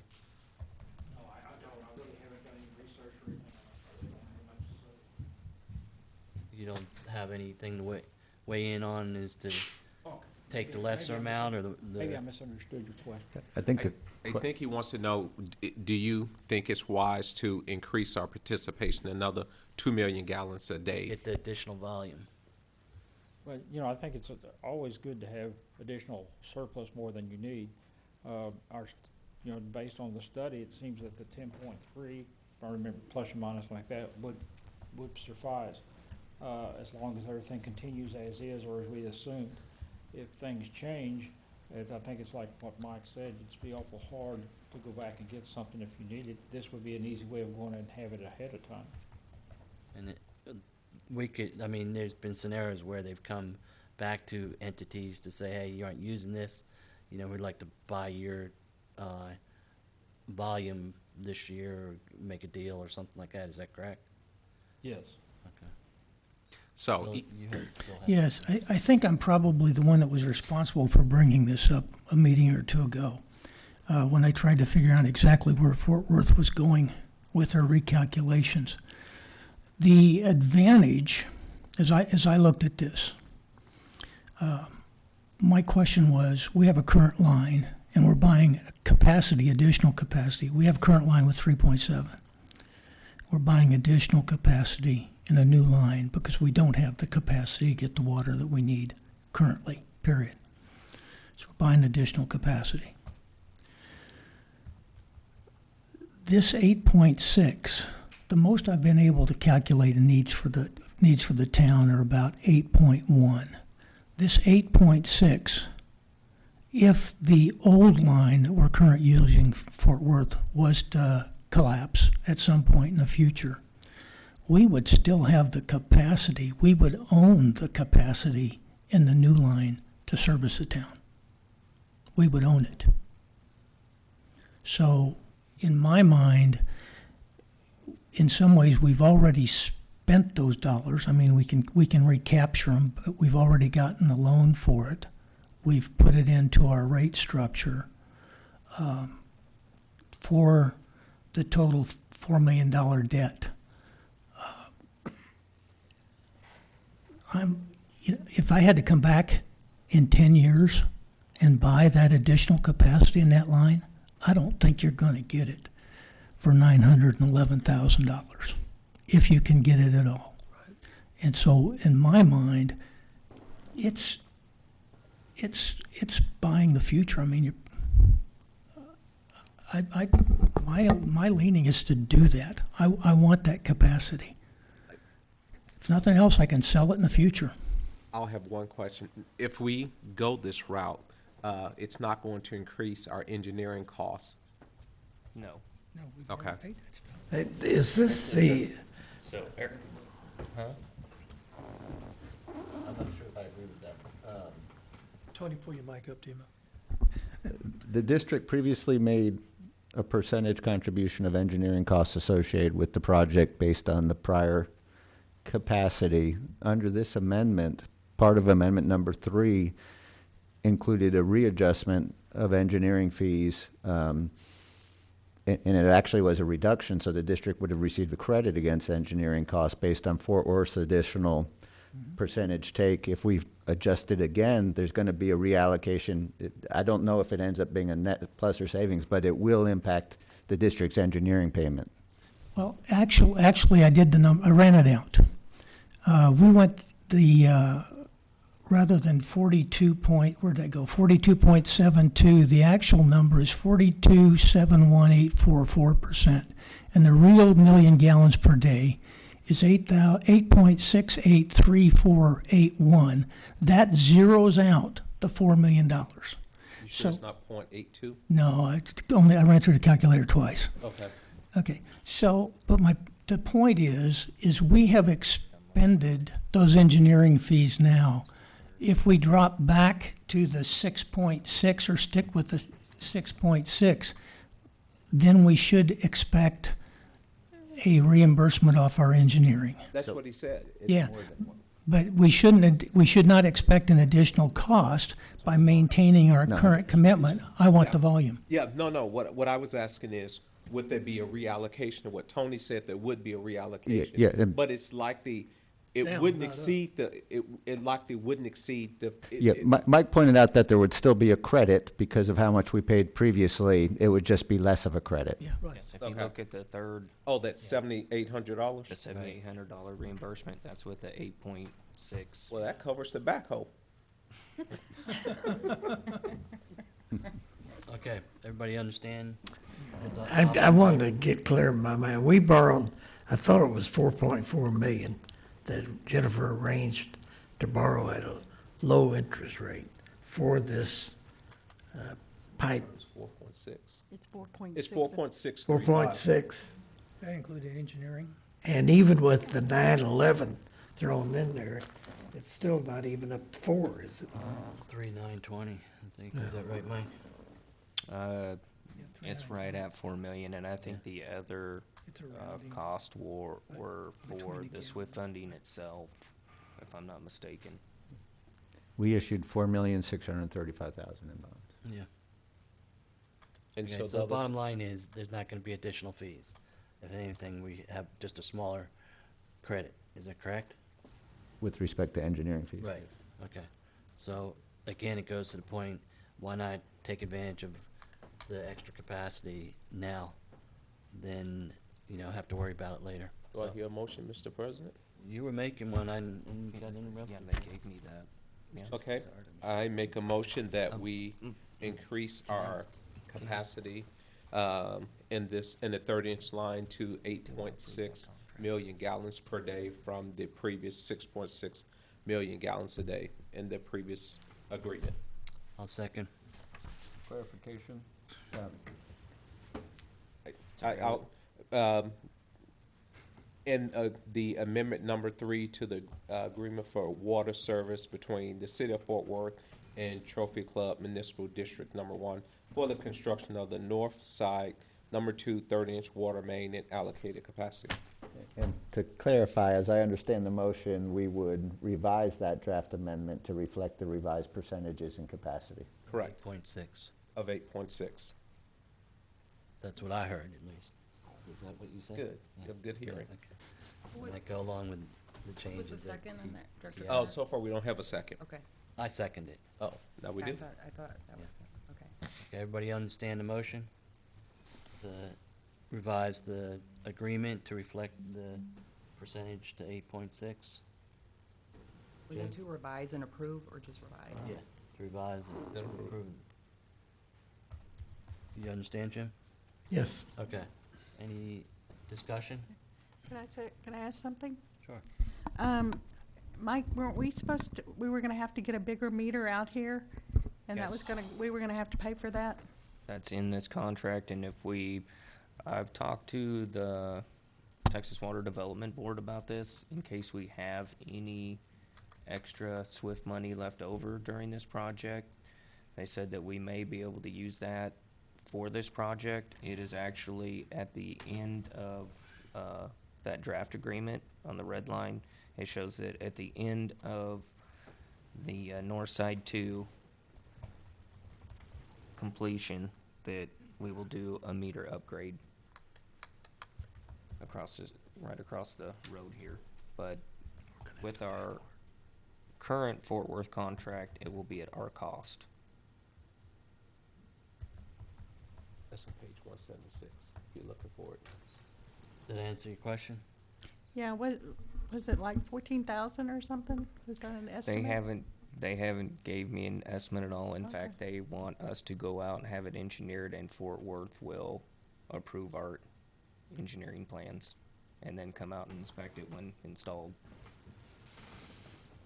Cindy? Steven, you got anything? Lori? Good. Okay. Any other questions? Okay. Just, Everybody just out of curiosity, that meter was upgraded, or that vault, a few years back, right? Correct. That was a Was a Fort meter- Worth project. And we they did not- paid for it. They paid for it. Okay. Okay, everybody understand the motion? Okay, all in favor, show of hands. All unanimous, all opposed? I see none. Passes. Okay, 12, I'd like to move that to closed session, because I have some questions on that one. Does anyone have any problem with that? No. Okay. We're on 13. Consider and take appropriate action regarding engineering matters. That's staff again.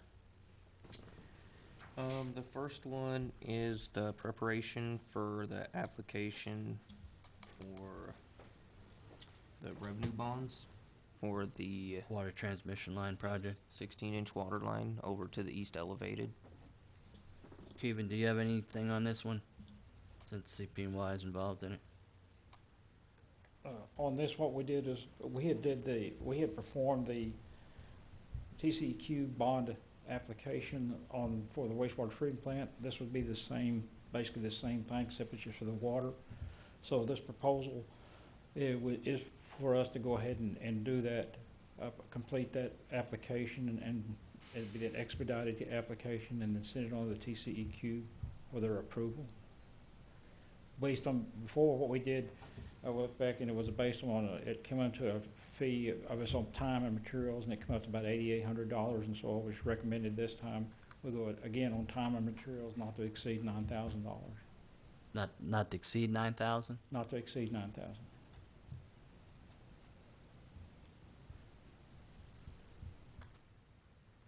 Mike? I recommend we move forward with it. We probably need to get this bond application started ASAP because we are trying to fast track this water transmission line. Okay, we'll just do these as 13A. I'll make a motion to instruct staff to have CP&Y do the preparation of an application and submit to TCEQ for approval of water transmission line project in regards to issuance of revenue bonds not to exceed $9,000. Do I have a second? I'll second it. I have a second by Vice President Wilson. Discussion? Any discussion? I see none. Show of hands, all in favor? Unanimous, all opposed, none, it passes. Okay. 13B, consider and take appropriate action regarding engineering services relating to water plant pump upgrade project. This is for the new VFD we're having installed at the water plant. We've already done a lot of legwork on this. Kevin wanted to get one of his project numbers on it, and since how it was such a high amount, I wanted the board to approve it because it will be a contract. Then But this is already a budgeted item, capital improvement item. So it's all of these figures are already included in the budget? They are. So, if it's in the budget and the budget was approved, why do we need to? Well, the engineering part of this and what was your projected cost for this project, Kevin? $339,000. So, I mean, we're gonna be right there. I had 370,000 budgeted for this, so if we're over, I mean, until we go to bid, we don't know what kind of price we're gonna get back. If we're over, we're gonna be maybe 14,000 over. But my expectation is to Kevin will come just have to under lower that. his engineering. Yeah, So- he even said he's good for it. I'd say if it's in the budget, I don't think we have any need to take any action. It's already been approved. Well, Until, it is gonna be a contract, though. Mike, let me ask you a question. What is it about replacing I understand it's electrical work, but what is it about replacing a fixed speed pump with a variable speed pump that's gonna take 9.5 months to do? I think the construction, not so much it's the delivery time on the pump and motor. There's The a, design is a month and a half, and final design's another month. The bidding stage is another month. Construction is 6 months. yeah, well, we've already started pulling all bunch of the information together. We wanna make sure, because we are gonna have to change the electrical somewhat to make this work. And then once we get it running by Mike, we may be able to beat this deadline, but the thing is, you wanna be conservative, so I don't promise you something and then not be able to perform. No, Kevin, I'm trying just to understand in my own mind, what is the complexity of a motor swap out that takes 9 months? It's not, go ahead, Mike. Yeah, it's not just a motor swap out. We are getting a bigger transformer from Encore, and we are actually basically building the electricity, all the components, I mean, everything to do with this pump in the old chlorine room. Okay. So we're almost basically starting from scratch and putting, different panels in there, so when we wanna upgrade, the other pumps, we'll already have everything set there, so it'll be a lot easier going So forward. we won't have to go through this if we replace another pump? Oh, we are Not gonna as replace in it. Yeah. depth, no. So I don't want to have another 9 months when we go. I mean, I think Kevin would agree with that. It's not gonna be this in-depth And I don't want to have to moving pay another forward. $54,000. It's not what? Not gonna be this in-depth moving forward. No, no. With because other a lot of pump this thing we're- replacements. well, This it's is, part of the problem is we're planning on our future pumps at the same time. We want to make sure they're all correct. Now, so it shouldn't be that, and some of the electrical we're doing now will take care of the cost down the road. You know, it's the first time you do, you gotta, it just costs a little bit extra to get everything started in the right direction. But we're looking at that. That's why we've had our electrical engineer out here at least twice, met with Mike and also your electrician to make sure that we're on the same speed, on the same sheet and moving in the right direction. Okay. And in addition, Scott just mentioned to me that he just ordered a pump and it's 21-week delivery. So that 24 may slide when you start ordering the pump and motor. Can you find a different supplier? He's kind of long on the timeline. I was kidding. Believe it or not, one of the suppliers that we work with is gonna be Friday, and so, we'll try to push him along. But we haven't got it completely designed yet either, so, and when we do, we'll bid it out. So we don't know for sure who the supplier is yet. Wow. On the bidding, that's what you questioned, the 14,000, is that correct? yes. Don't take this wrong, but hopefully the bidding is a lot better than the bathroom bidding, because that I- was a wheels-off I understand. experience. Well, let me say this, and say, this time you're working with engineering and not architecture. Yeah, I don't think we'll have any problems getting enough bids and decent bids on Okay. the project. I have a guy that put a pump in my backyard that I'd like to have. No. for 300,000. Okay, so you're looking to approve the CP&Y, contract, or what are you asking? Because the money's, Approve this amount The because 54, it's going to be 45? a project. Isn't this already within the money That's- we've it is. approved? And Why do if, we have to and if approve you it guys don't second wanna then? vote on it and just give me Well, direction. And again, I'm not familiar with Reconfirmation. the district's prior We practice. approved I'm gonna qualify. $407,000 for the cost of this thing. Most governmental entities, the budget Sure. process, You sure it's in? the budget process is just a planning exercise, and particularly for capital improvements, the actual commencement of those improvements would require a separate expenditure authorization by the board of directors. Just because it's in your budget doesn't mean the project's approved. It just means you've budgeted funds for it. But typically, you would expect the board to approve going forward with authorizing the expenditure itself. And I think that's what's before you, is to approve the proposal by CP&Y to formally authorize them to commence engineering services. I'll look for a motion after being schooled by our attorney. I make a motion that we approve CPNY project TCMU 1600916.02 in amount not to exceed $54,489.85. 85. I was gonna give them extra four as a contingency, but $85 dollars for engineering work in preparation for replacement of variable speed pump. Do I have a second? Second. Okay, have a motion by Vice President Wilson, a second by Director Thomas. Any discussion? I have a quick question. Secretary What- Treasurer Rhodes. Yeah, and this is a money question. So when you start looking at spending $54,000, what point do you start looking for competitive bids? Or do you? This would be for professional services, so there wouldn't be Be a bidding bid. for this, but when the project goes out to bid, then there would would be be bidding. competitive bids solicited from contractors. Okay, thank you. Any other discussion? Bidding stage there. Mike, you have anything else to add? Okay, all in favor, show of hands. Unanimous, all opposed, I see none. It's approved. Okay, we're on 13C. Consider and take appropriate action regarding request by CP&Y additional engine, that's what we just talked about, wasn't it? No, that's, Okay. This is a different Yeah, one. This is Okay, for the relating to, wastewater. wastewater, excuse me. Wastewater treatment plant improvement project. I'll turn this over to Kevin. Kevin? You have a sheet here that I think, Brett, just for your information, and I know you're probably gonna say, how come you waited so long to bring this to us? But we presented this to the general manager back in April, and nothing happened. So So I apologize for being at the last minute there, but yeah, we did do it about 2 or 3 months ago. It's just sort of worked out. On the spreadsheet, all the way, columns 1 through J you've seen before. But what, going through here, this is the amount of money that, on the column C, this was what was originally budgeted for the wastewater treatment plant.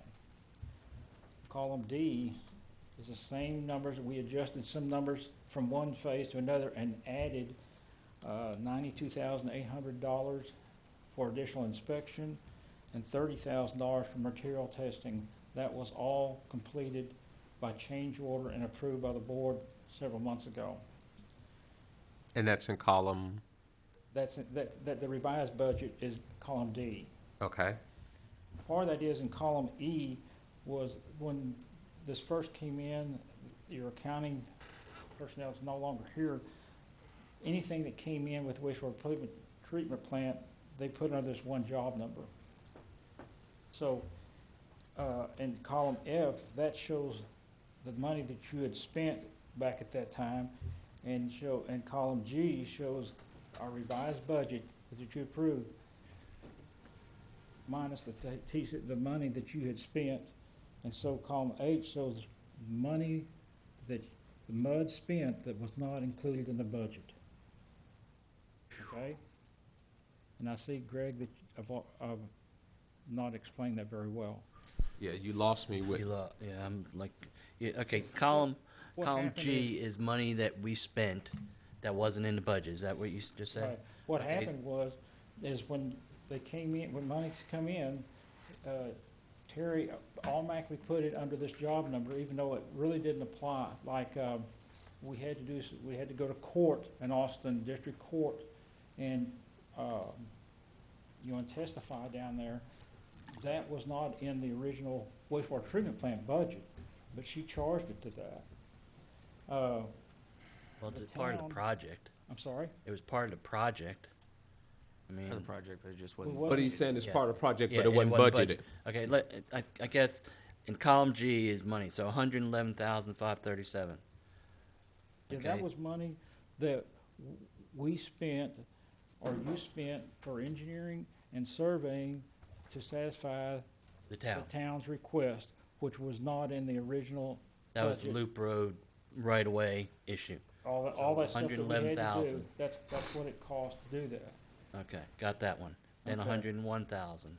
I'm sorry? Construction administration, 101,000. Administration, is when we got spent going in there, we had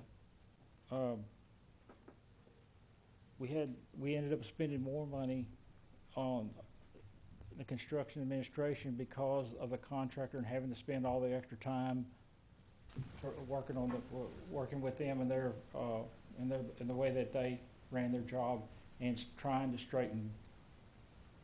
respond to their questions. Is this primarily you on the 101,000? Primary, me, Scott was doing some. Because you had a man on site, did you not? We paid to put Joe. one of your guys on site. That's under field observation phase 70, okay?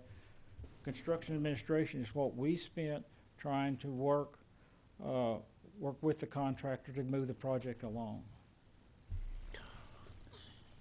Okay. So to get to the brass tacks, so you're saying that you need another 103,000? I'm saying if you'll go all the way across, that everything that's been approved in the past and handled, if you look in column J, after we revised the budget, we went through all this additional, and you added additional funds, and before, then what we had spent, or what was budgeted to spend, was $2,159,205.44, okay? That has already been approved through the board, and it brings us up to date as far as the budget. Column K is how much we've actually spent through July, through June, our July, so it's through June. So we spent $2,055,905.05 thus far of that budgeted $2.1 million. So it leaves the balance of 103,300. So when you take it out, there's $103,000 left in the budget that has not been spent, and the project is still probably at least 8 to 9 months away from being completed. So are you saying you need $333,329.91 additional? That's what what I did was, I just took what we had been for the last, I think 8, 9 months, what we had been spending per month, and then multiplied that times the 8 months. That takes it through February, okay? Hopefully that will go down, but we haven't been able to bring it down this far. Okay, I remember 3 or 4 months ago, Kevin, when we approved the last one and you told us, you said, and that's also at the time we approved, we made a request that you not go back and forth with the vendor regarding change orders, to bring those to us. And you gave us a number that you said should finish out the project. I think it was $400,000. And change orders, I believe And- that's right. Yeah. And here we are 3 or 4 months later for another $300,000. Okay, that $300,000 or $400,000 in change orders still hadn't, because that's money with the contractor. okay? No. I'm talking about, this was money I for understand. CPNY. So we're not talking, Okay, I so understand. forget the Weber Cadagua. This was funds directly for CPNY. Right, this, the 300,000 and it's all due to and we have not gone back and forth over change orders. They give us a change order, we respond, they give it to us, and then we just go on by RS means and kicking it out and saying, this is what it is, sending the paper out, and if they don't like it, they can come to you guys. That's all the change orders that we're doing. Okay. So there hadn't been any change order Okay. issues. Well, there haven't been thus far, except as of last Thursday. So I don't want to get sidetracked into that. If someone else wants to pick that up, I'd be more than willing. I mean, they can do that. I guess what I'm saying is, when we did this 3 or 4 months ago, you said you looked at the previous spend and what you thought would take us to the end. And that was, do you recall how much that amount was the last time CPNY came back for additional funds? Do you recall what that amount was? That's just admin under J, that's at 2.1 million. That included those funds. Okay, but do you remember specifically how much the change order was for CPNY about 4 months ago? It was right at 360,000. 360,000. What has happened in the 4 months that has caused, that was unanticipated, that you did not know then, that would cause you to exhaust the funds that you thought would be needed to complete the project? First of all, I think it was longer than 4 months. I think it was toward the end of last year. But to answer your question, is that we anticipated the project to be completed in June or July. Okay, it's not. The contractor is not moving that fast. We're not accomplishing things that we feel like needs to be cleared. And right now, based on his estimate, we're looking at January the 28th for him to complete the project. Okay, so what you're saying is these fees are exclusively the result of the project being delayed 6 months? Yes. So nothing really unexpected happened as far as your day-to-day responsibilities or your costs. It's simply the additional time and your additional participation in the project due to the contractor delay is causing the increase in fees. Well, I won't say we didn't anticipate having to go through the end of the year on this project. And so we expected the project at that time to be completed in the June or July of this month, okay? It's not. The contractor was supposed to start up phase 1. Okay, phase 1 was supposed to have lasted 9 months. Phase 1 is still not in operation, and we're looking at 18 months it has taken twice as long as, and he's still not there. Well, here it is in a nutshell. Me as a resident of the district, I have a hard time, paying additional funds because an engineer and a contractor are clashing, and the contractor isn't doing things per your design because they think they can do whatever they want, and then when they do what they want, they mess something up, like the basins or the membranes or hitting lines and things like that. And me as a resident of the district are paying for that problem. I have a big problem with that. I'm just one person, but as a resident of the district, it's like we have the checkbook open. Oh, okay, it's gonna take more because the contractor screwed up or the engineer's fighting with the contractor. And in my eyes, we shouldn't have to do that. As far as fighting with the contractor, all we're doing fighting with the contractor, if anything, is fighting for you and trying to keep him within the guidelines that he is supposed to, he is supposed to be following, okay? Contractor is, and I lost my train of thought for a minute, so just give me a second here. The contractor is not following plan and specs when we send it there, and there's nothing I can do about it. As the engineer, we can make recommendations, and we can push everything, and we're withholding payment, which we are. But we don't have a contract with the contractor, the owner does. So there's, not a whole lot we can do. And if we have threatened to shut them down, and basically the response is, you can't shut us down because you're not may I make you're not the owner. Sure. To the extent we're approaching some litigation issues, and I'd request that be done in closed session. With respect to the engineering request itself, I would suggest, we're seeing lump sum numbers here, which I think is difficult for the board to appreciate, and I think it would be helpful for there to be more detail in terms of prior estimated hours. These estimates are updated estimates reflect assumptions as to how many hours, because otherwise the board is just seeing lump sum numbers, which are obviously causing some consternation. And if there was greater background information in terms of estimated hours and assumptions, I think it would allow the board to better evaluate it. Also, with board authorization, I'd like to request that we have a conference between the district's construction council and Keevan's firm, because some of these categories, there may be a chance to recover some of the additional costs from your contractor.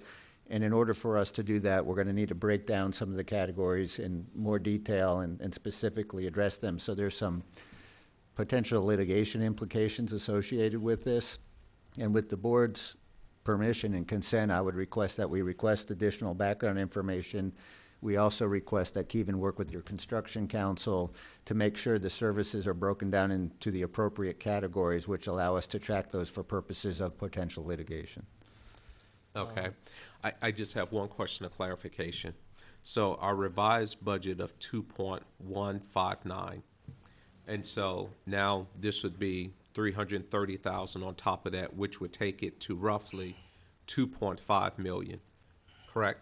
Am I reading that correct? So if that's approved, and there's no other requests, just our engineering costs on this project would be approximately $1 million over budget. Is that accurate? I want to make sure that I understand it correctly. Yes. Okay. What I would, And let me, on top, Renee has asked for some of that information, and I've got some of that I sent you today, but I don't think it told you what we really wanted. I have contacted our accountant, and I should have additional information on that by the end of the week to send to you. in my eyes, I think it'd be beneficial to designate a person or two, a board member, to get involved in this and come back to the board with a report. Get with legal, get with Keevan, get with staff, and get all the numbers and come back with a report. That's my thought. The other thing, just say, there are liquidated damages that you can charge the contractor. I'd Yeah, rather not let's- talk about that. Yeah. To recover some Yeah. of your costs. Yeah, let's, And the other thing is we're keeping track of the time that we're having to spend, in our opinion, doing the contractor's job, because he won't do it. So that if we go to litigation, you'll be able to recover those costs. Yeah, that's something, okay. You, when did you say the contractor said he's going to be done with this? January 28th, 2018.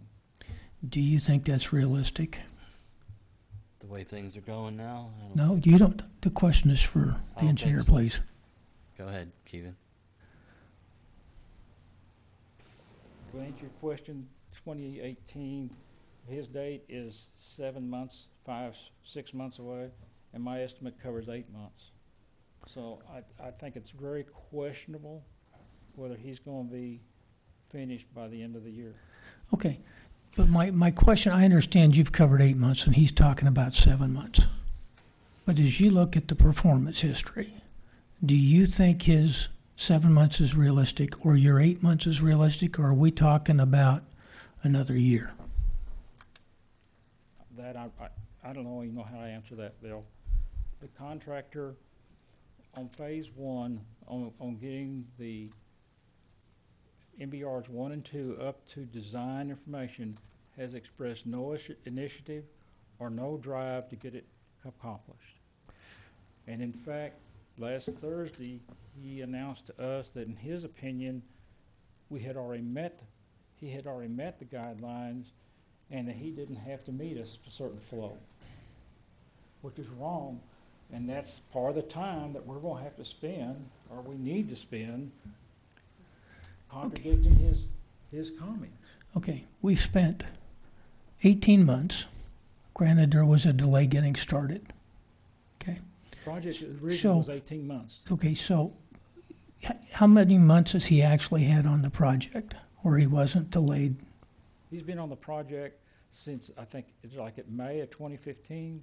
So you're looking at 24 months, and 3 months of that he was shut down, so you're looking at 21 months. Okay, so for 21 months, we've got close to 2 trains, right? Yes. Close. We have trains 3 and 4 to go, We have 5 trains. 5 trains. And we're going to finish up those last 2 trains in 7 or 8 months? Trains 1 and 2 had a whole new basin, a lot of concrete work, your 2mm screens, the classifier, all that was included, would take care of all of it. Okay, So the next 3 basins are only the equipment per se that goes with those basins. okay. So there's not as near Not as as much work detailed. for the law that he has done that was involved in the initial Okay. phase. So you're thinking 7 or 8 months is realistic, hopefully. Hopefully, Give me a hopefully it's percentage. the right word. 60%, 70%, you think? How comfortable are you? I really couldn't care on this contractor because he does what he wants to do. I guess the last thing I would say is, for me, I'm assuming these are Scott, do you have something, or? Well, I do. It's impossible for us to predict what a third party is capable of or their actions are. I mean, as much as we'd like to, there's just no way we can predict what he's going to be able to do. Well, and I guess we're not necessarily asking you to predict, but we're asking you based on your experience to, if you think their estimate is reasonable. That's what I was asking. I think that's what he was asking as well. I mean, based it's on past- your engineering experience and based on your time with this particular contractor, what's your level of comfort that they will achieve that goal? And obviously, it's Right. a confidence interval, Well, if- 80%, 50%, 20%. Right. If past is prologue, they haven't hit any deadlines up to this point. So our confidence that they're going to be finished by the end of the year isn't that high. I mean, I can't give you a percentage on that, but that's not been the trend in the past. So do we expect that to happen in the future? Sounds to me like The contractor, by his specifications, is to give us a 4-week look ahead every week. We have not got those. We asked for it, and they said, oh yeah, we've got that, we'll give it to you. The next week, we still hadn't got it. We asked for it again, we still don't get it. So, but it doesn't really matter, Greg, because he'll put whatever, and he doesn't meet his schedules anyway. Well, it sounds like, Kevin, that he's not paying much attention to what you tell him. There's no Yeah. accountability for him. Yeah. So I like Kevin's idea, and I think it should be Kevin that we send down there, because I think you and the contractor are not getting anywhere.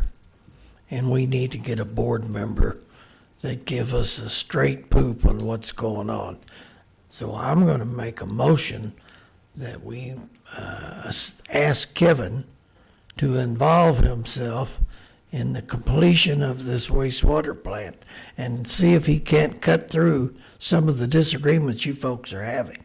Well, I think, I appreciate that. I think the Secretary Treasurer should be involved in that somehow too. Well, let's add the Secretary Treasurer, make it a two-man look-see.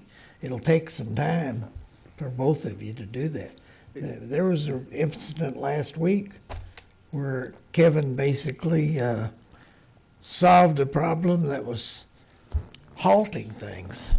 And it turned out, Kevin, I think you told him that this piece of concrete that I guess it didn't mesh in where it's, you said, well, it's really not going to make any difference anyway. Well, then why did we spend all this time arguing about this? You know what I'm talking about? But the 6-inch We're drop. not talking about, okay, in that instance, there was a law that talked, it was all done within 1 day, okay? And I still haven't gone back and looked, and I did tell Kevin but I needed to go back and look, and I still haven't looked to find out for sure. In fact, I talked to him, we might have to change that. But it's the point that the contractor knew there was a problem. He knew that was not correct, and he did it anyway and didn't worry about it. Yeah, I think that your company and the contractor. Can I make Or- a comment? I'm sorry, I apologize to interrupt. A couple of comments.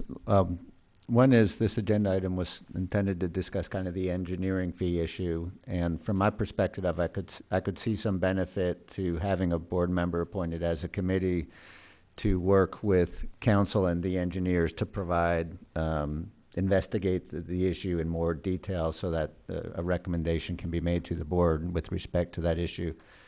Your motion, I'm a little concerned how broad it was, because it would seem to delegate authority to kind of resolve a construction dispute, which is a much bigger issue. And I'm not sure if I would recommend that any director be put in that position. There's a lot of decisions that need to be made by the board of directors as a whole with respect to that issue, and there's a lot of legal issues associated with that too, which I think the full board needs to hear before a decision could be made. So my recommendation would be, if the board appoints a committee, that it be to further investigate the engineering fee issue so they can get more background information about the assumptions and the hours, and bring that back after speaking to your staff and consultants and engineer about the matter. But I'm a little concerned how broad your proposed motion is, because it's much broader than this issue. What's driving me, Tony, is I think there are day-to-day disputes between your company and the contractor, and they don't seem to get to an answer. Yeah, and we're going to talk about what the district can do as a whole with respect to that, but I don't think you want to put any individual director in that position. On this specific agenda item, you know, as Tony has mentioned, I think this is just a matter of, you know, getting additional information on the engineering cost tied to this project. I think, and as I said, that's why I think it's a task for the Secretary Treasurer to get with staff, get with CPNY, and kind of, you know, build a case for this or more backup on it. Yeah. So in this issue, do you want to retract your motion? Yes. Okay, there was no second, so it doesn't. I think that in this particular instance, we've expressed the request to the engineer to provide more backup information. I think that the engineer is capable of providing that to the board, and I think that information needs to come to the board, and I am involved as a board member, but I don't think that I should be in a position of sanitizing, filtering, or in any way coloring any of the information that comes forward. I think that information needs to come to the board. The board needs to get all the information that the board desires and have those questions answered by the engineer. The engineer needs to validate his cost here. That's fine. Secretary Treasurer doesn't want to get involved, so at this point, I'll just make a motion that we direct the staff to get with CP&Y to give us additional backup on this number. Do I have a second? I'll second that. Okay, I have a second by Vice President Wilson. I made the motion. Any discussion? One brief statement. Just to direct the staff to get with CP&Y to bring back additional backup on this agenda item, on the fees. You asked if I had any discussion. I said I have a brief statement. Oh, okay, go ahead.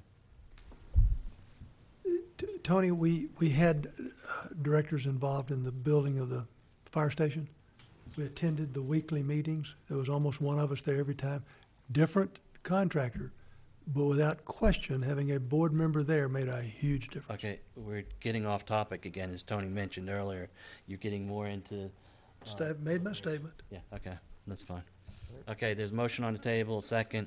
Any further discussion on that motion or agenda item?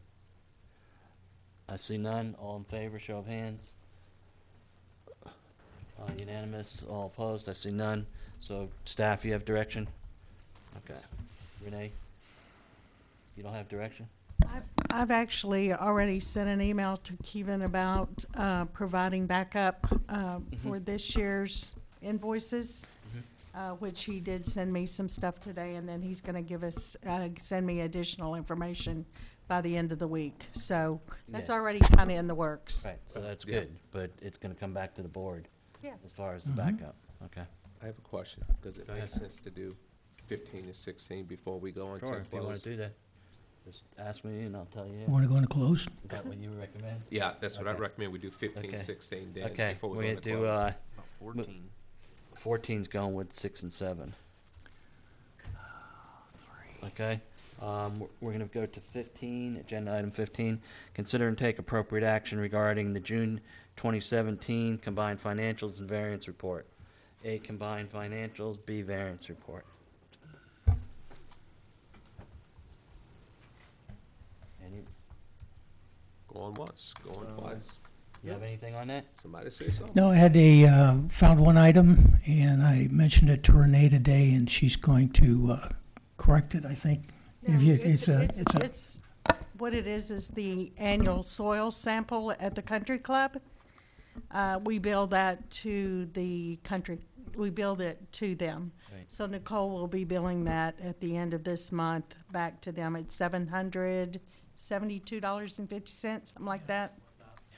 So, Okay, do I have a motion to approve the 2017 combined financials and variance report? So moved. What, you making a motion? Okay, there's a motion by Secretary Treasurer Rose. Do I have a second? I'll second it. Okay, second by Director Thomas. Any further discussion?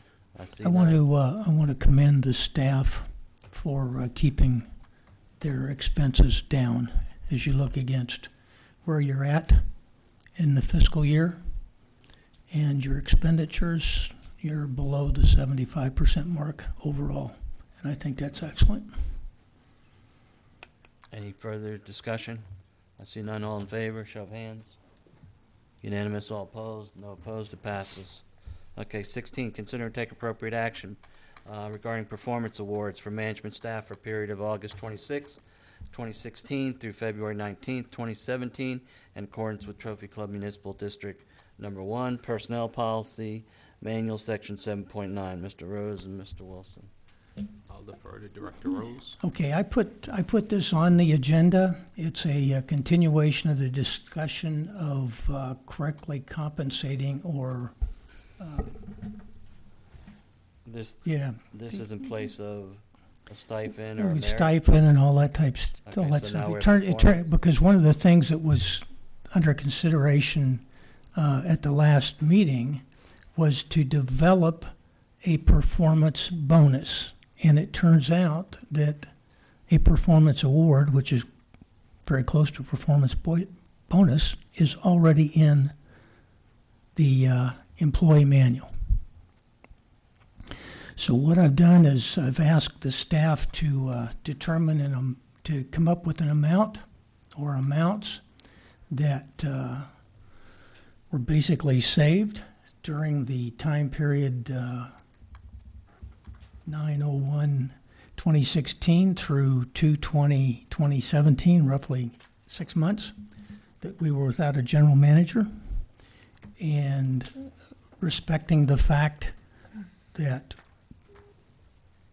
the general manager's work was accomplished by the staff to an extent. I would say that they did not accomplish 100% of the work that a general manager may have accomplished, and that the board may not have gotten everything that they would have gotten accomplished had we had a general manager during that time frame.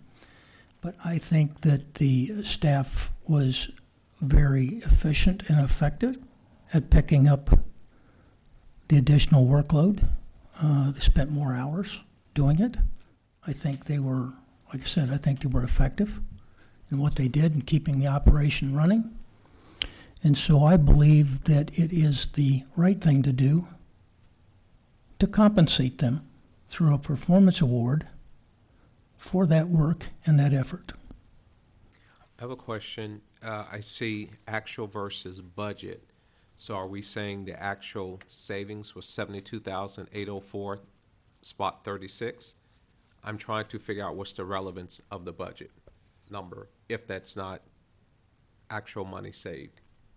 Okay, when Terry and Jennifer was leaving, Terry went in and reduced the budget from Jennifer's 118,000, brought it down, and her salary, she brought it down also. Okay. So that's why we figured it based on current year budget versus actual had they been here. Okay. So that's the difference. That's the difference. Okay. Right. That makes sense.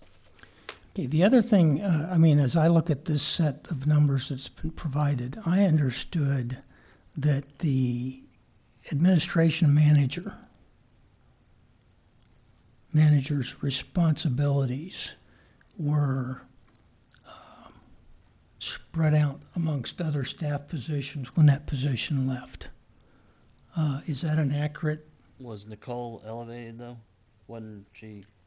Nicole was promoted to supervisor of utility billing, and she also took on the responsibility of doing accounts payable. So she took on some of Terry's. No, Terry workload. did not do accounts payable. I did accounts payable. So She she took took on some of your accounts workload. payable to give me some relief. And you did something else, Right. Terry's job. Yes, I did much So more. Nicole actually did not not Terry's job, but what you were doing was just transferred up to Nicole. Right. Okay. So did you make a motion on this, or? I will, if you'd like a motion. I move that the interim general manager is directed to divide 80% of the actual savings from the open general manager position, 9/01/2016 to 2/12/2017, between the water superintendent, wastewater superintendent, district secretary, and finance manager. The division of funds will be as agreed to by the recipients based on additional workload created by the general manager vacancy and performed by the superintendent's secretary and finance manager. Do I have a second? I'll second it. Okay, there's a motion by Secretary Treasurer Rose and a second by Vice President Wilson. Discussion? I guess one of the things so it would be split amongst who? Would be split amongst the Carl, Mike, Lori, and Renee. water superintendent, wastewater superintendent, district secretary, and finance manager. The 4 managers.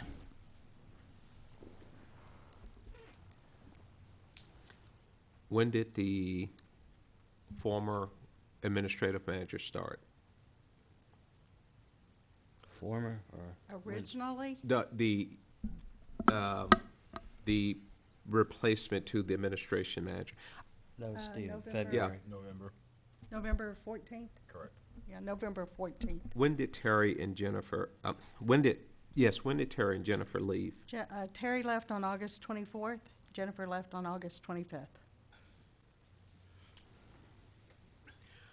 I guess I would request to amend that to let the general manager do it at his discretion, because I don't like being overly directive to and telling people what to do. There may be others who did something that we don't necessarily see that the general manager may be aware of.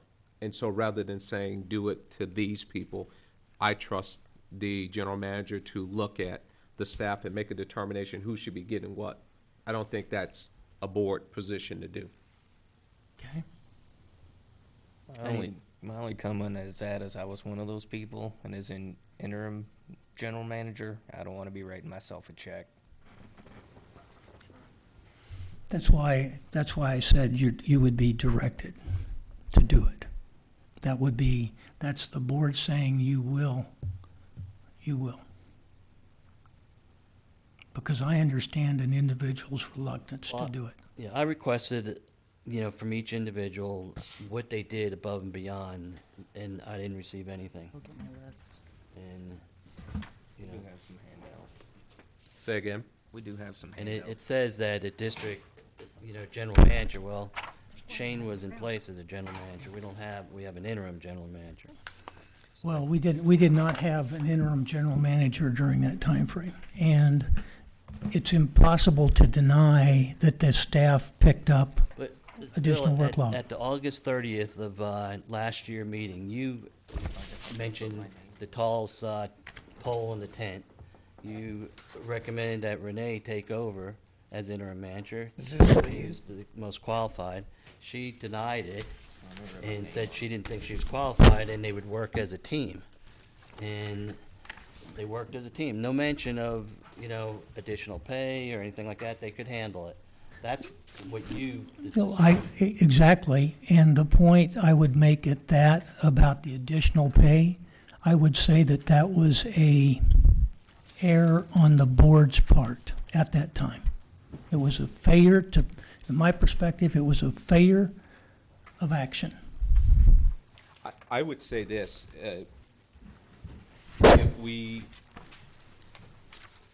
if we did not think that there were additional duties that had to be done, then we wouldn't be hiring a GM if there wasn't any additional work that had to be done. So I don't necessarily need this. The fact that we're hiring a general manager, contemplating hiring a general manager, to me, proves that there are additional duties that's above and beyond what the management team is doing. So, so there's something there. I really think it just comes down to what we want to do.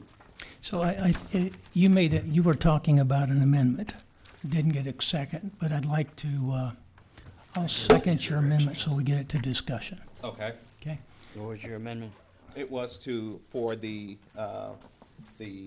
acting general manager to issue that percentage of the savings at his discretion rather than being directed by the board to say it has to be divided amongst these 4 people.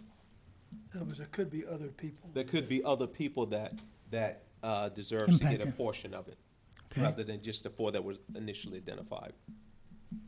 And, Okay. okay, We're going to vote on the amendment.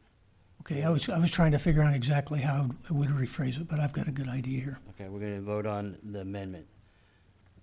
All in favor of that amendment, show of hands. Director Rose, Director Wilson, all opposed? Director Hayes, myself, and Director Thomas, it fails. Okay, now we're back to the original motion to direct the general manager to allocate the funds, is that correct? Yes. Okay, any further discussion on that? I see none. All in favor, show of hands. We have Director Wilson, Secretary Treasurer Rose. All opposed? Director Hayes, myself, and Director Thomas, it fails. Okay. I have a question. Is there a different percentage that the board would feel more comfortable with than the 80%? No. So, And personally, I don't think so. But you so heard- your position is that the staff does not deserve compensation for No. additional work? The motion failed. Okay. Okay. I'd like to say something. Go ahead. Director Rose, Director Wilson, thank you for supporting your staff. Is that it? That's it. Anyone else have anything? Lori, Mike? Carl? Okay, Carl, I didn't see anything from you if we're talking about it. Did you not put anything down? No, actually, what Shane told me. Talk into the mic, please. Actually, what Shane told all of us to do was do an evaluation of ourselves, and that's what I actually did. He also let them also do that list. He told you one or the other thing. I did my evaluation and actually showed it to Jim, and like I gave the ladder before, but I thought I was actually fine with what happened. I was asked if he performed any duties up and beyond his job that he normally did during the time we did not have a general manager, and his response was no, he did not. He just did his job. Yes, everything with wastewater. I took care of the wastewater, the collection systems, EPA, TCEQ. Okay. Did you have any, the question was, did you have any duties above and beyond that you did? I just did my job. Okay, that's good. That's the end of it. Okay, we're moving on. We're gonna go back to 6. Can we do closed session? Sure.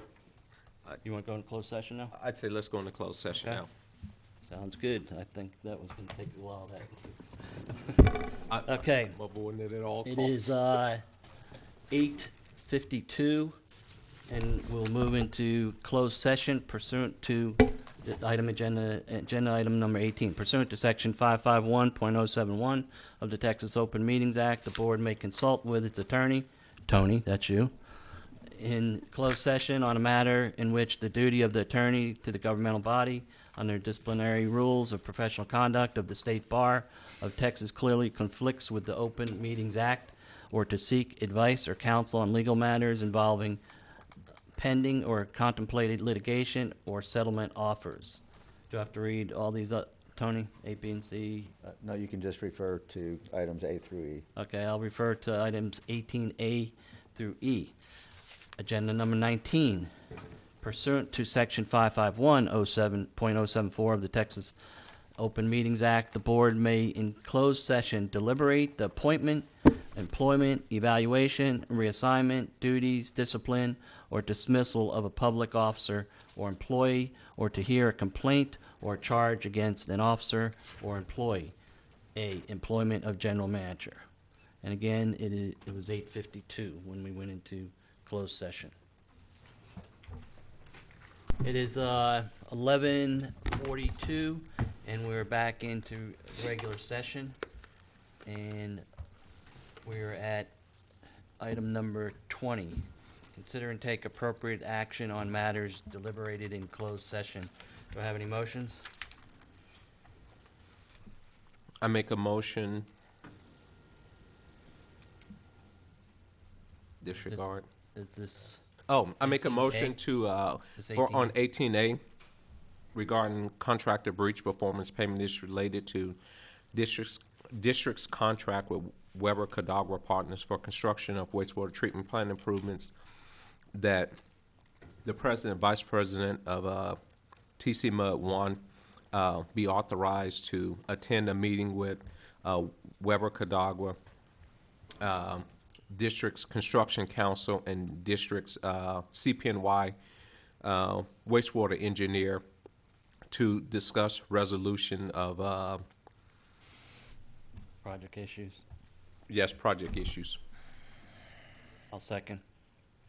There's a motion by Vice President Wilson and a second by myself. Does everyone understand the motion? Any questions? Okay, show of hands Are on. you limiting that to you would not talk with executives of the firm?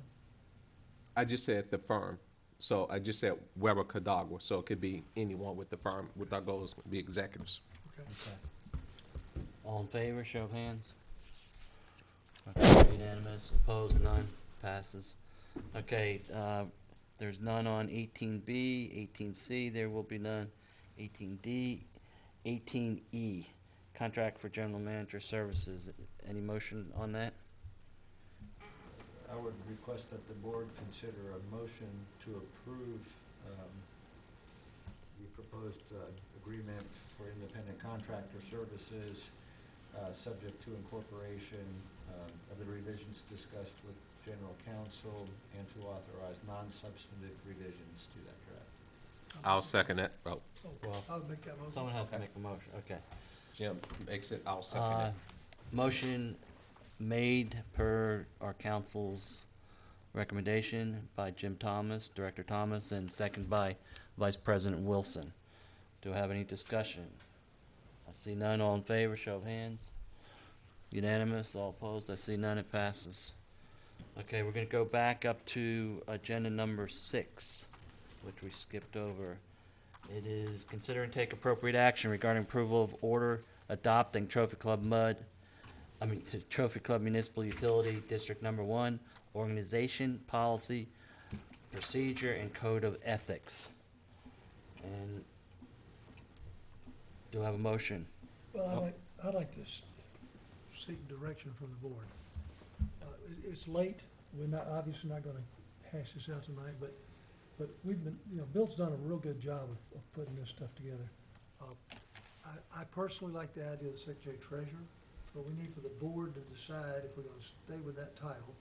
If you would do that, what I'd like for the board to allow Bill and I to do is work together using that title, Secretary Treasurer, and come back to you guys next month with something hopefully you can approve. Okay, so do I have a motion on 16A, discussion and possible action regarding treasurer duties and responsibilities?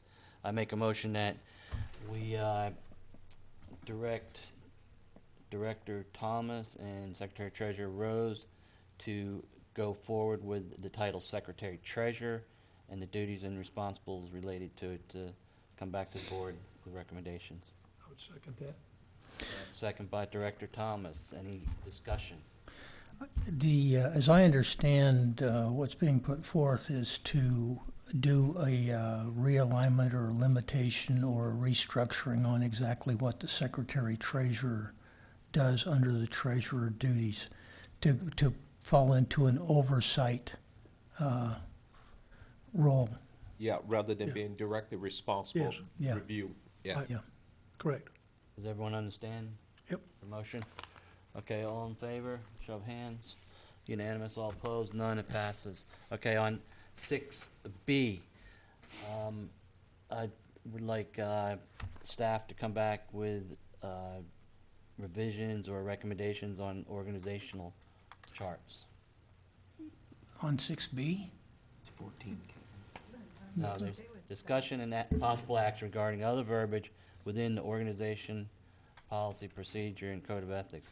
So do I understand what you're looking at This with is the your, organization chart. or you're just wanting it? We can move it to 14 if you want.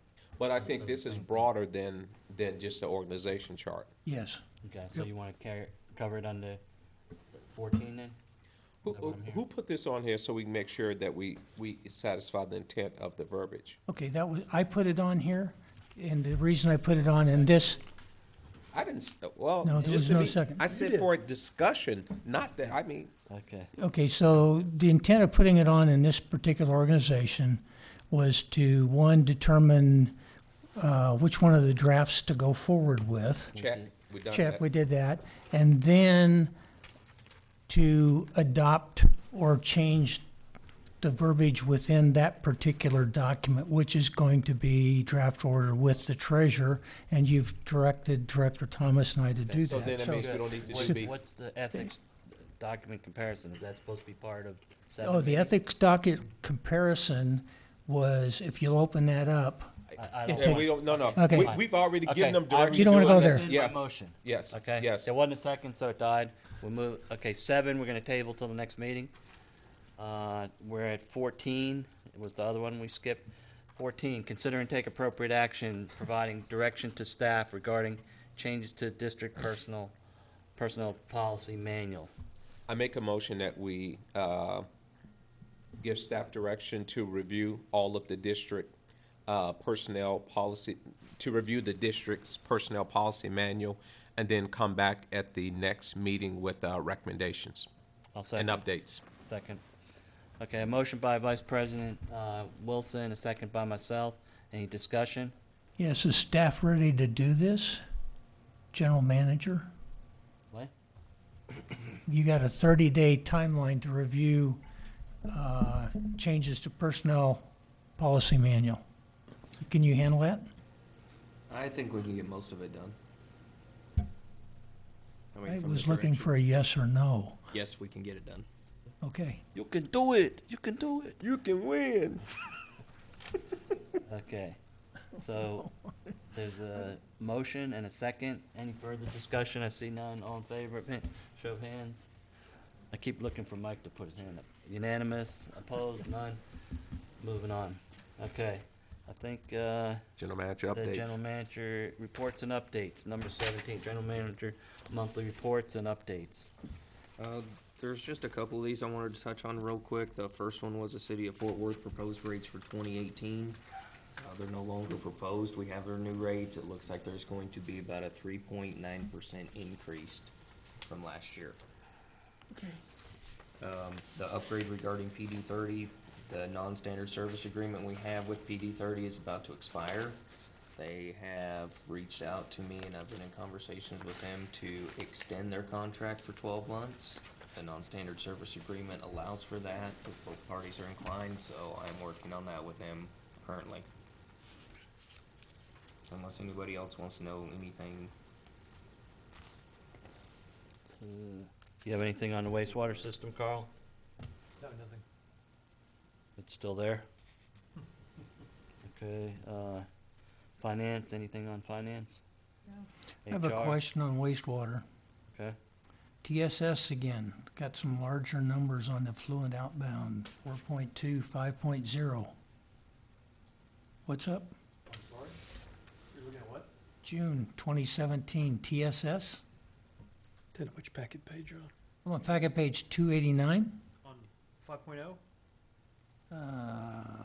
On packet page 289, and 27 June at 5.0, and 12 June at 4.2. You want to know what's up? Yep, The TSS? yep, You mean the That's what's 4.2 and up. the 5.0? yes. That's well within our limit. I got that, but it's a, 40 milligrams per liter, so we're Yeah, but way it's- within our level on that.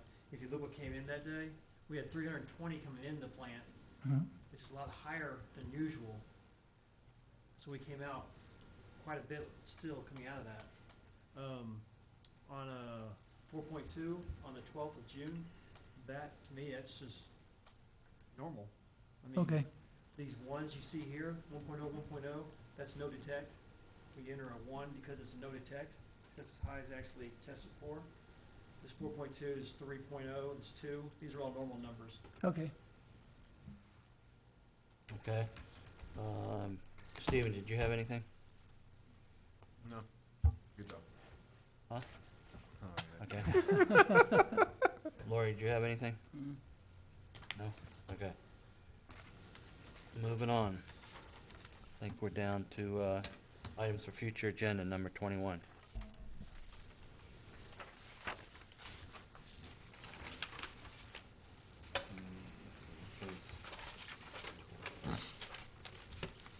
Anybody have anything for future agenda? I think That's for the one we crickets. pushed forward, 7, and then 6. the update from 6, and then staff update to the personnel policy. Okay. Kevin, I'd like to get an update from staff on the Wise Guys program. On the wise guy? Yeah, there's 86 people signed up, and they can look and see online what they've done. Okay. And let's get a feel for what's happening. Do we have the ability to do that? Yeah, you've got website access as the customer. Any other future agendas? I would like to, we have August 10th listed here as the budget workshop.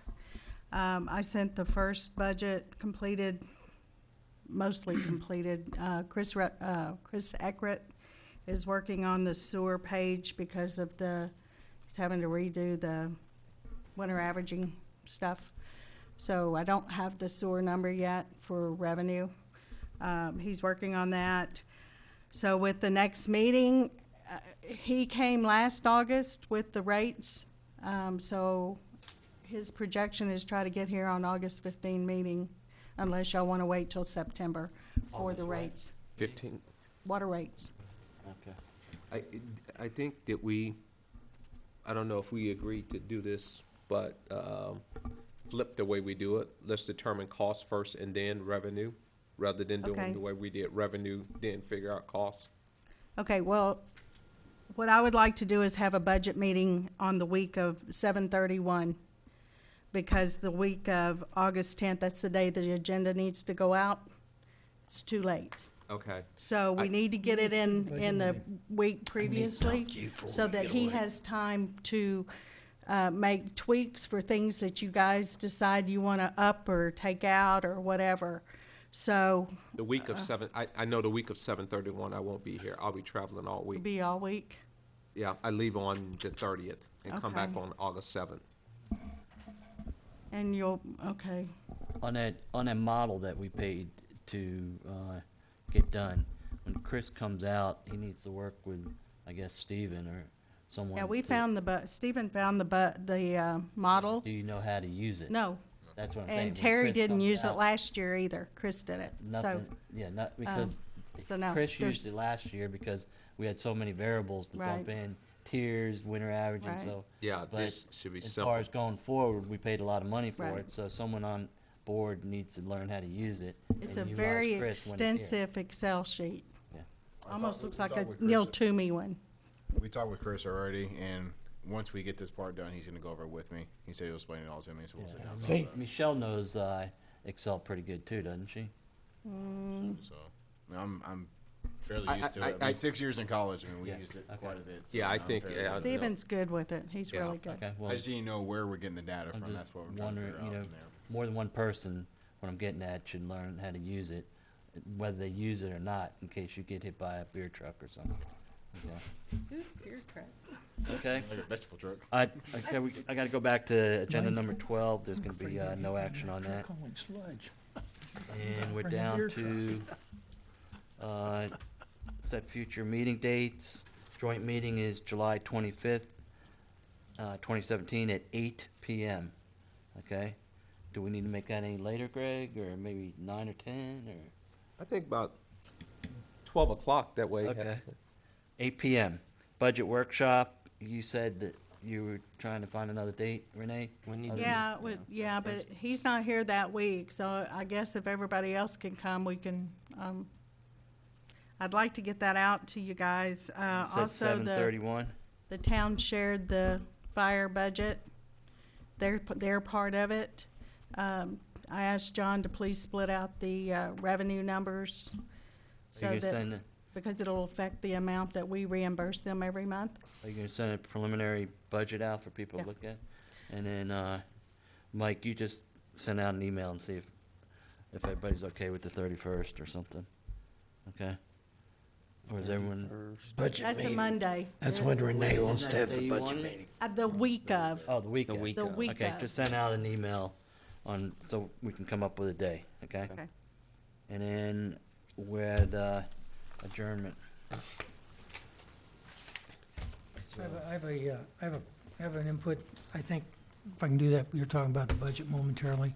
Yeah. If you can chase down that incremental decrease in winter averaging because of the decreased volume, if you can chase that down and give that to Chris and say, tweak that in, I think we'd be a step ahead. I can do that. I think it's gonna be so minute. You may be right, but I don't know what happened before, I only know what happened after. Okay, it's 11:58. I make a and- motion that we adjourn. I'll Make a second. motion. It's 11:58 and we will adjourn Yes. Trophy Club Municipal. Here's my vote. I think you can just declare us adjourned. Did you want to? We're all in favor. Yeah, well, got we don't three need a- votes. We don't need a vote because there's no agenda that requests a vote on it. Can we have discussion? Says adjourn. No discussion.